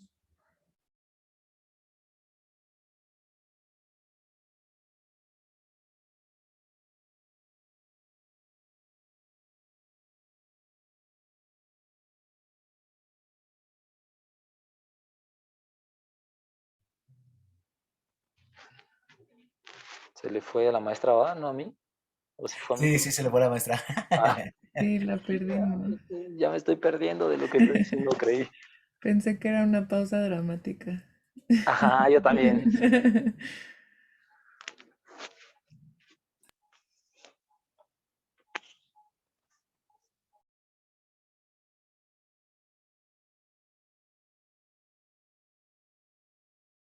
Ay, perdón. Perdón, me sacó. Me sacó justo cuando estaba diciendo lo más importante. Ah, ¿no? Sí, justamente. Es el sistema que no quiere que lo diga. Ah, ¿no? Así no, que dije. Sí ¿En qué es. me quedé? Que dejamos de ser sapiens cuando perdemos la capacidad creadora. Exactamente. ¿Qué es lo que dice? Decía que un poco Tarkovsky dice lo mismo, que cuando muere el último poeta, se había acabado el sentido del mundo. O sea, eso es muy importante. O sea, como esta idea de Bataille es lo que es genial. Poner al hombre, o sea, como lo humano ligado al arte. Cuando el humano deja de crear, deja de ser humano. Otra vez por la imaginación, y otra vez me va a sacar esta cosa, ¿no? Uf. ¿Qué le pasa? No, sí le escuchamos. Sí se escucha. ¿Sí me escuchan? Sí, se escuchó todo lo que dijo. Ah, bueno. Menos mal, porque dice, voy a leer una cosita y ya les doy la palabra porque además me estoy cortando. Dice, en la 35. Parados delante de los frescos de Lascaux, ricos hasta el extremo del movimiento de la vida animal, ¿cómo podríamos atribuir a sus creadores una miseria contraria a dicha animación? Otra vez, por eso decía, los miserables somos nosotros, porque aquí lo único que vemos es exuberancia. Si la vida no hubiese llevado a esos hombres a cierto nivel de exuberancia y de goce, no lo hubiesen podido representar con tal fuerza y determinación. Y aquí lo que tenemos también es esta afirmación de la vida y esta alegría en la vida, ¿no? Por eso, digo, pero es claro para el observador que dicha fuerza los agitaba humanamente. Esta visión de la animalidad es humana porque la vida que ella encarna está transfigurada, que es bella y por esto mismo soberana, por encima de cualquier imaginable miseria. ¿Sí? Ok, Lino. Sí, nada más que no sé si iba primero Luis. Ah, es que se movió el... Luis. Luis, no está. Ah, ¿no? Bueno, no está, te toca, Lino. Está bien. No, Bueno, sí estoy, perdón. va, échale, Luis, échale. Oh, no. Bueno, creo que es la primera vez que me sucede que tengo un contratiempo y llego después a la clase. pero creo que llegué justo a tiempo para escuchar lo que mencionaba mi compañero Héctor. Y en este caso me identificó esa parte, tanto como en el texto como en lo que dijo mi compañero, en la cuestión de, o bueno, lo quería ejemplificar yo con las pinturas rupestres que están aquí pues, relativamente cerca de donde yo vivo y donde yo soy. Y que precisamente estoy aquí por pues todo esto que sigue, ¿no? Todavía de que no regresamos a clases presenciales. Y luego como soy aliento, pues menos. Pero, eh, les quería pues comentar que ya había escuchado yo mucho la expresión, es que tienes que vivir el arte y yo estuve a punto de estudiar arquitectura y pues aquí donde yo vivo pues realmente es una ciudad pequeña y me decía gente que había salido de aquí de la ciudad o del estado hacia la Ciudad de México, Monterrey o Guadalajara, que allá se podía vivir el arte, que se podía estar en las edificaciones, en sentir eso que plasmó o que visualizó el arquitecto y luego se creó, ¿no? Y se plasmó. Entonces, aquí me pasó, pero con las pinturas rupestres, en el viaje que uno tiene que hacer para llegar a todas estas como cavernas. Y no sé si las ubican, son unas pinturas rupestres de unos como hombres gigantes, o sea, tienen una figura antropomorfa, pero están divididos en rojo y negro. Y pues tienen este color porque eran los materiales a los cuales ellos tenían acceso, ¿no? Está como cochinilla, que es como un insecto rojo que vive en las cactáceas y que ellos recolectaban y luego los aplastaban y sacaban ese pigmento rojo. Entonces, ellos retrataban su vida, la cuestión de la caza, retrataban esos animales, pero también dibujaban estas figuras antropomorfas que probablemente se representaban a ellos, ¿no? Y creo que ese viaje uno inclusive se puede ir en mula si quiere y a veces da un poquito de miedo porque hay que pasar unos riscos y pareciera que la mula se va a caer, pero realmente es muy fuerte la mula y tiene muy buen equilibrio, pero el que no tiene es uno, ¿no? Y donde no te agarres de la mula, pues te caes. Pero ya uno desde que realiza el viaje y se avienta todas las peripecias que tiene que pasar, ya empieza a sentir algo. Y en el momento en que la tienes enfrente y miras qué tan grande es, porque no es lo mismo pues verla en una foto que ya estar ahí, pues creo que se siente eso que tal vez un poco de lo que los verdaderos artistas sintieron, esos artistas de muchos miles de años atrás, esa sensación como, podría decirlo, hasta mágica. Y creo que yo cuando estaba leyendo el texto sentía un poquito de eso y siempre me evocaba la imagen de lo que había visto y obviamente he estado en presencia de arte, ¿no? Y arte moderno en un museo y eso, pero esa sensación única de las pocas veces que la he sentido fue ahí. Entonces lo quería compartir. Ah, muchas gracias, Luis. Pues sí es eso. Ay, dice que ¿dónde estás? Yo soy de La Paz, Baja California Sur. Y pues las pinturas rupestres están ahí en la Sierra de San Francisco, ya al norte del estado. Pues invítanos, ¿no? Pues están bienvenidos. Ahorita ya va a empezar a hacer calor, pero pues siempre está el mar para quitarse el calor. Yo tengo Y pues ganas de están ir. los cabos cerquita. Yo quiero ir. Que se haga una Estaría excursión bien. como en la primaria. Una excursión todos. Ay, no, así no. Lindo. Gracias, Luis. Sí, ahora sí, buenas noches. Pues creo que ahorita aún tengo que como trabajar más bueno, me gustaría profundizar más en la idea, seguirle dando vueltas, pues de aquí a unas horas más o a unos días más, pero me quedé ahorita pensando justo en lo que planteaba Héctor, ¿no? De qué manera se vivencia el arte, ¿no? Bueno, estas nociones del arte de la vitrina en la que nada más lo admiras, lo adoras, lo aprecias, pero no lo vives, no lo vivencias.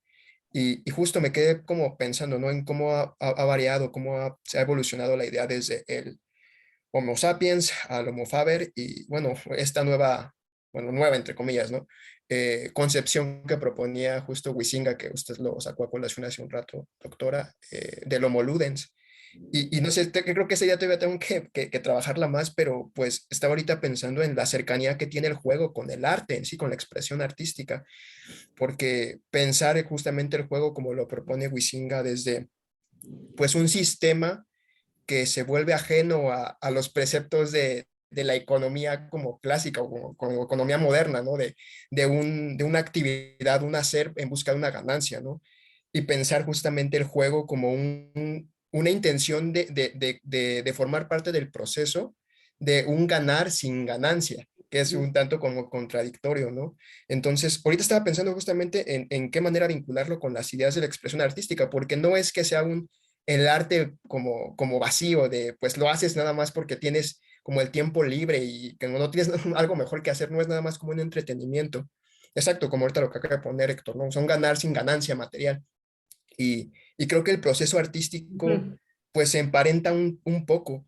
Y pensando justamente en estas nociones de la pintura rupestre, además hay ciertas como características que compaginan mucho, como desde el como elemento colectivo participativo, de que no era como un artista, sino algo que se vivenciaba de manera colectiva, ¿no? Y que se apreciaba desde otro lado porque no había las nociones bueno, este es el autor de la obra, era como, o sea, como pensarlo desde otro lado, justamente desde la vivencialidad, desde el ludismo que implicaba a lo mejor el representar los animales, representar la naturaleza. Entonces digo, creo que todavía tengo que darle vueltas, me gustaría como profundizar más en ello en los siguientes días, pero igual lo dejo ahí por si a alguien le despierta alguna cosa. Sí.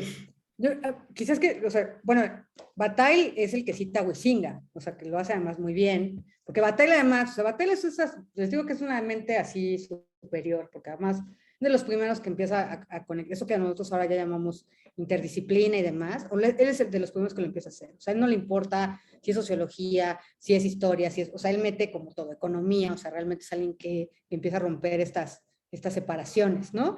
Y el punto acá, Lino, es justamente, o sea, la cuestión del juego, o sea, que obviamente está muy vinculada a la cuestión del arte, desde el origen, o sea, en el origen, digamos que no, o sea, de hecho el arte es una actividad lúdica, es lo que tenemos que decir, ¿no? Pero tiene que ver además con este movimiento que les decía de la economía solar, que tiene que ver con el don. Pero en esta economía, cuando decimos esto, es que nosotros estamos acostumbrados a una economía de la escasez. ¿Esto qué quiere decir? Que pensamos que cuando damos algo, nos quedamos sin nada. La economía solar, ¿no? Es al revés. Cuando yo doy, ¿no? Es porque tengo un excedente, pero ese excedente se recarga en el dar, además. Esa es la gran diferencia. Es una forma de más. El punto también es que la manera en la que entendemos esto es un principio de vida, chicos. Si nosotros vamos por la vida pensando que damos algo y nos tienen que dar o nos quedamos en falta, no es por ahí, ¿no? Más bien, o sea, justamente es este movimiento. O sea, hay un trastocamiento ahí también existencial que está a la base también del texto de Bataille, o sea, que es la noción de gasto.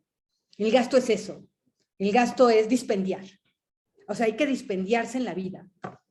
Porque el sol, no, o sea, no es ahí está viendo 3 rayitos, ¿no? O sea, no, o sea, sí. O sea, ese es un poco el punto. Porque hemos entendido las cosas desde otro lado. Y lo digo también porque a nivel afectivo así somos. Y no, ay, ¿no? O sea, como que eso no está bien. Ay, ¿no?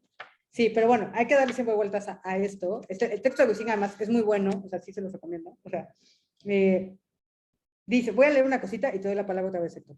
Es justamente esta diferencia con el trabajo, o sea, que un poco Bataille se la pasa haciendo estas distinciones. A ver, es que la diferencia entre el trabajo y el juego, o sea, ¿por qué nos pensamos desde el trabajo y desde esta cosa, ¿no?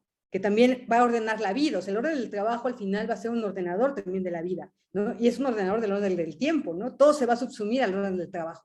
Por eso decía que, pues la cultura, de comillas, ¿no? Capitalista es una cultura de neandertales. 40. No quisiéramos dejar de mencionar que antes del inicio de la edad del reno, la vida humana solo difería de la vida del animal por la esfera del trabajo, al menos en principio. No se han conservado huellas de otras actividades humanas importantes. La caza no constituía un trabajo en el sentido en que la palabra trabajo supone un cálculo frío de aplicación, era una prolongación de la actividad animal. Y esto es algo que se nos olvida, los animales también trabajan, ¿no? O sea, pero no hacen obras de arte, ¿no? Aparentemente, en los tiempos que procedieron al arte, la figuración, la caza era humana solo por las armas que se empleaban. Es trabajando la piedra que el homo se separa del modo absoluto del animal, se separa de este en la medida en que el pensamiento humano le fue dado por el trabajo, y aquí un poco pues le da un poquito de coba a esta teoría, ¿no? Pero vean, ¿no? Es el trabajo sitúa en el porvenir, de modo adelantado, ese objeto que aún no es, que es fabricado y por medio del cual el trabajo mismo se realiza. Desde entonces existen en el espíritu del hombre dos tipos de objetos, los presentes y los porvenir. El objeto pasado satisface enseguida ese aspecto ya doble, y por medio de la existencia del objeto se perfila el espíritu de punta a punta. Esto es lo que nos ha dicho toda la antropología, es lo que nos ha dicho el marxismo, lo que nos ha dicho todo el mundo. Pero aquí va Bataille. Dice, el lenguaje distinto es posible. Más allá del ladrido del deseo, es decir, de la necesidad, en el instante en que, designando el objeto, se relaciona implícitamente con la manera en la que está hecho, el trabajo que suprime el primer estado y garantiza su uso. A partir de allí, el lenguaje lo sitúa durablemente en la fuga del tiempo, pero el objeto arranca a quien lo enuncia de la sensibilidad inmediata. El hombre recobra lo sensible, vean, esto es lo que es importante, el hombre recobra lo sensible solo si crea por medio de su trabajo, ¿no? Y por encima de las obras útiles, una obra de arte. Y esto porque en toda obra de arte hay técnica, pero lo que va a hacer justamente el arte es subvertir el carácter utilitario del trabajo y devolverle la cualidad lúdica. Ok, Héctor. Rich. Ya cambió el rumbo del Ni idea, comentario, ¿no? maestra. Sí, bueno, es que quería decir como solo primero cerrar justo lo que dice Lino, pero lo dijo usted igual, ¿no? Con lo de la economía solar.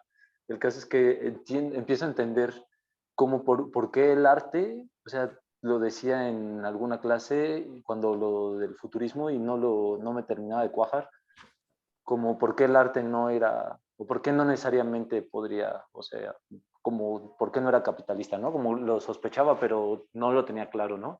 Y entonces ahora entiendo eso, o sea, no es, o sea, el arte no es acumulativo, pues no busca la acumulación, la verdadera obra de arte no busca ese acumulamiento de riqueza, pues, ¿no?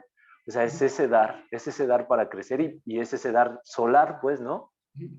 Cuando se crea esa obra de arte que sabemos que, o sea, que si nos va muy bien y o sea, para nuestra fortuna, pues es escuchada, es un regalo, o sea, cuando trabajamos como regalando eso, pues, y creo que justamente esta clase, por eso me ha, como digamos esa palabra, me ha empoderado para seguir creando lo que yo tenía la sospecha que era lo que quería, pues, lo que a mí realmente me prende, ¿no?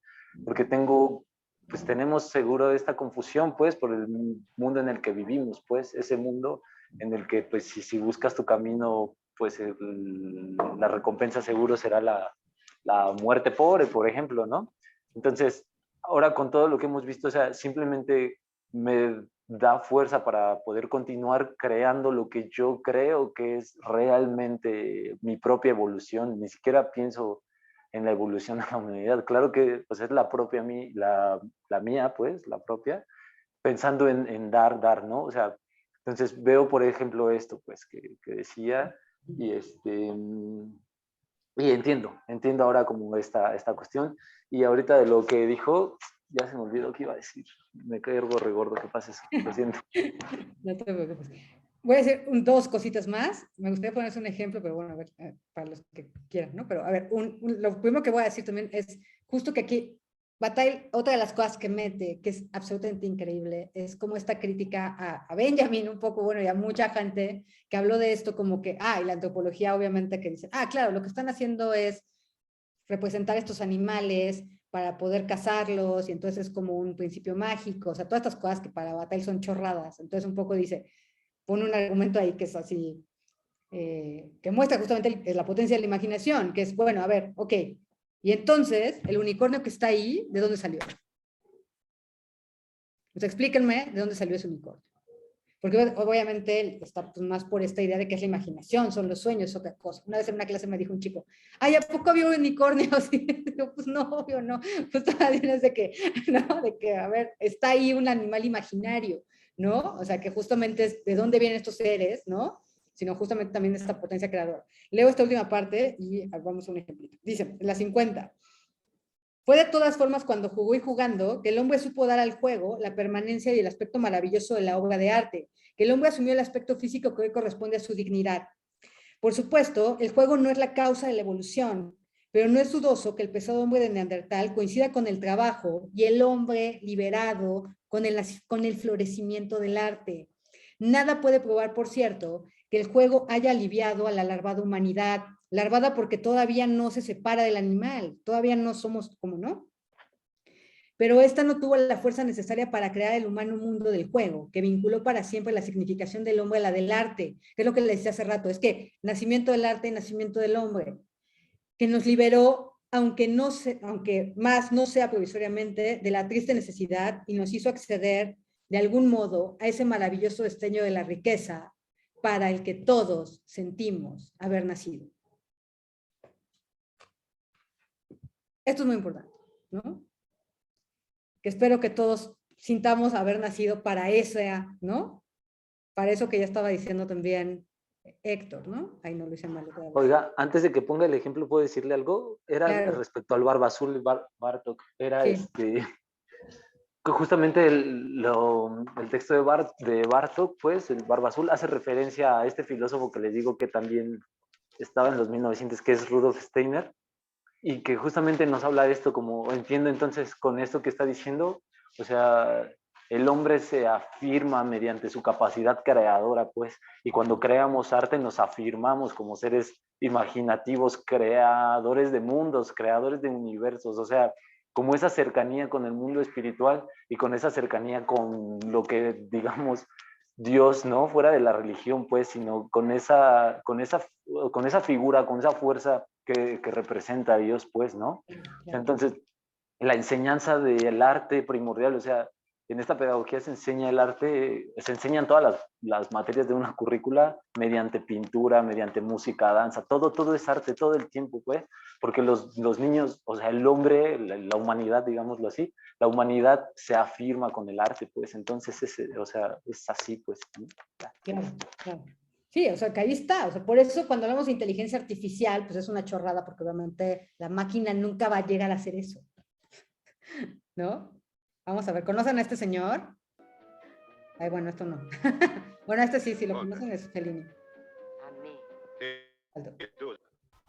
Espero que se vea.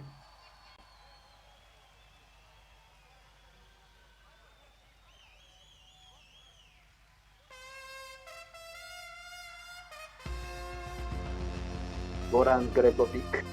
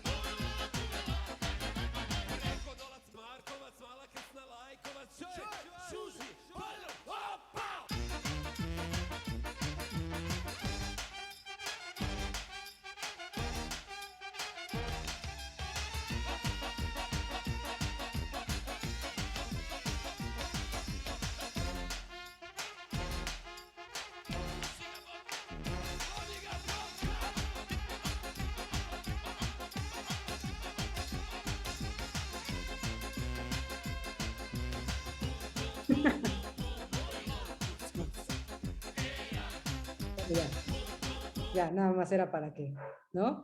Eso es el Bartók contemporáneo, ¿no? Que es muy interesante porque, bueno, tiene un trabajo también, en esto que hablábamos de las músicas originarias, hizo un trabajo también con bandas de Oaxaca, acá en México, que es muy interesante porque justo estos sonidos que pueden ser comunes a culturas, que a mí son de las cosas que me alucinan mucho, que también es de las cosas que hace Jordi Sabal, ¿no? Como ver esta raíz común de ciertas músicas, ¿no? Como de repente confluyen, aunque están de diferentes partes del mundo. Entonces, cuando todas estas cosas que decimos del eurocentrismo y también se vienen abajo, porque es como, a ver, ahí alguien se está oyendo lo mismo. O sea, hay gente que está oyendo lo mismo en diferentes partes, no tiene que ver con dónde estás, ¿no?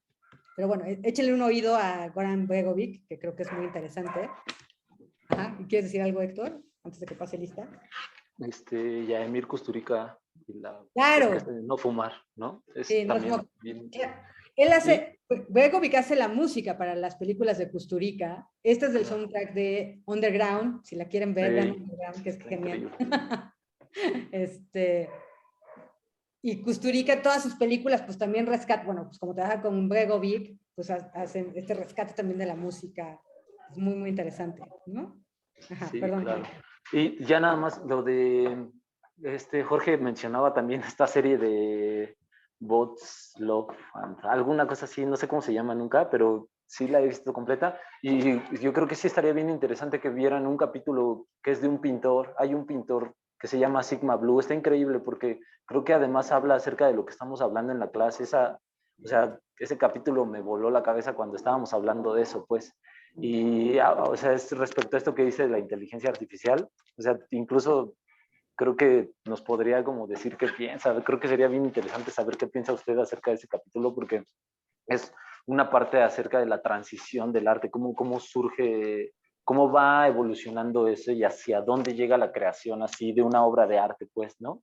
Entonces, ajá, sí, el hombre híbrido, ¿no? Por ejemplo, o más bien al revés, la máquina híbrida. Está bien loco, estaría bien bueno que nos dijera que a lo mejor usted piensa que es una chorrada, pero creo que sería muy interesante Déjame saber la por consigo qué. con mi dealer. Ay, ¿no? A ver cómo Sí. se... No, y creo que está realmente inspirado en un pintor. ¿Cómo? ¿Eh? ¿Con su dealer? Con mi dealer de pelis. Está Está en inspirada Cuevana. Ay, es que sabes que nunca le agarro a Cuevana y siempre siento que se me van a meter virus y eso, ¿no? Ahí se la conseguimos. Si no se la Pero pega mi... que estaba inspirada en qué, Jorge, dijiste? En un pintor de verdad. Es que no me acuerdo cómo se llama el pintor. Pero de hecho, o sea, es como la contraposición porque es Sima Blue, el que hace en el capítulo, y este pintor, o sea, su obra con la que cerró todo su ciclo fue No vayas a echar spoiler, ¿eh? pues su suicidio acá. Ah, no, sí, no sabemos quién ah, es, ¿no? Paco, ¿cómo que no. ska? Pues sí se parece mucho al ska, pero no tanto. Música balcánica. Se parece, maestra, se parece. Pero pues eso es porque no escuchamos música balcánica. ¿Qué Siempre Bartok que qué me hacía? tocó, claro. Creo que la he escuchado acá en mi barrio esa. Siempre he pensado en mis amigos que tocan música balcánica acá en México. Siempre he pensado que por qué no tocan música oaxaqueña. O sea, es porque, digo, es tan parecida y ¿Por qué no oyen decía, eso? Es que el punto es escuchar esa raíz común. claro. Parece que es obvio, pero no. Ay, no. Tiene que llegar luego y decir, a ver, no, ahí ya está pasando algo que, ¿no? O sea, creo que eso es... Sí, bueno. La próxima, bueno, ya voy para esto. La próxima vamos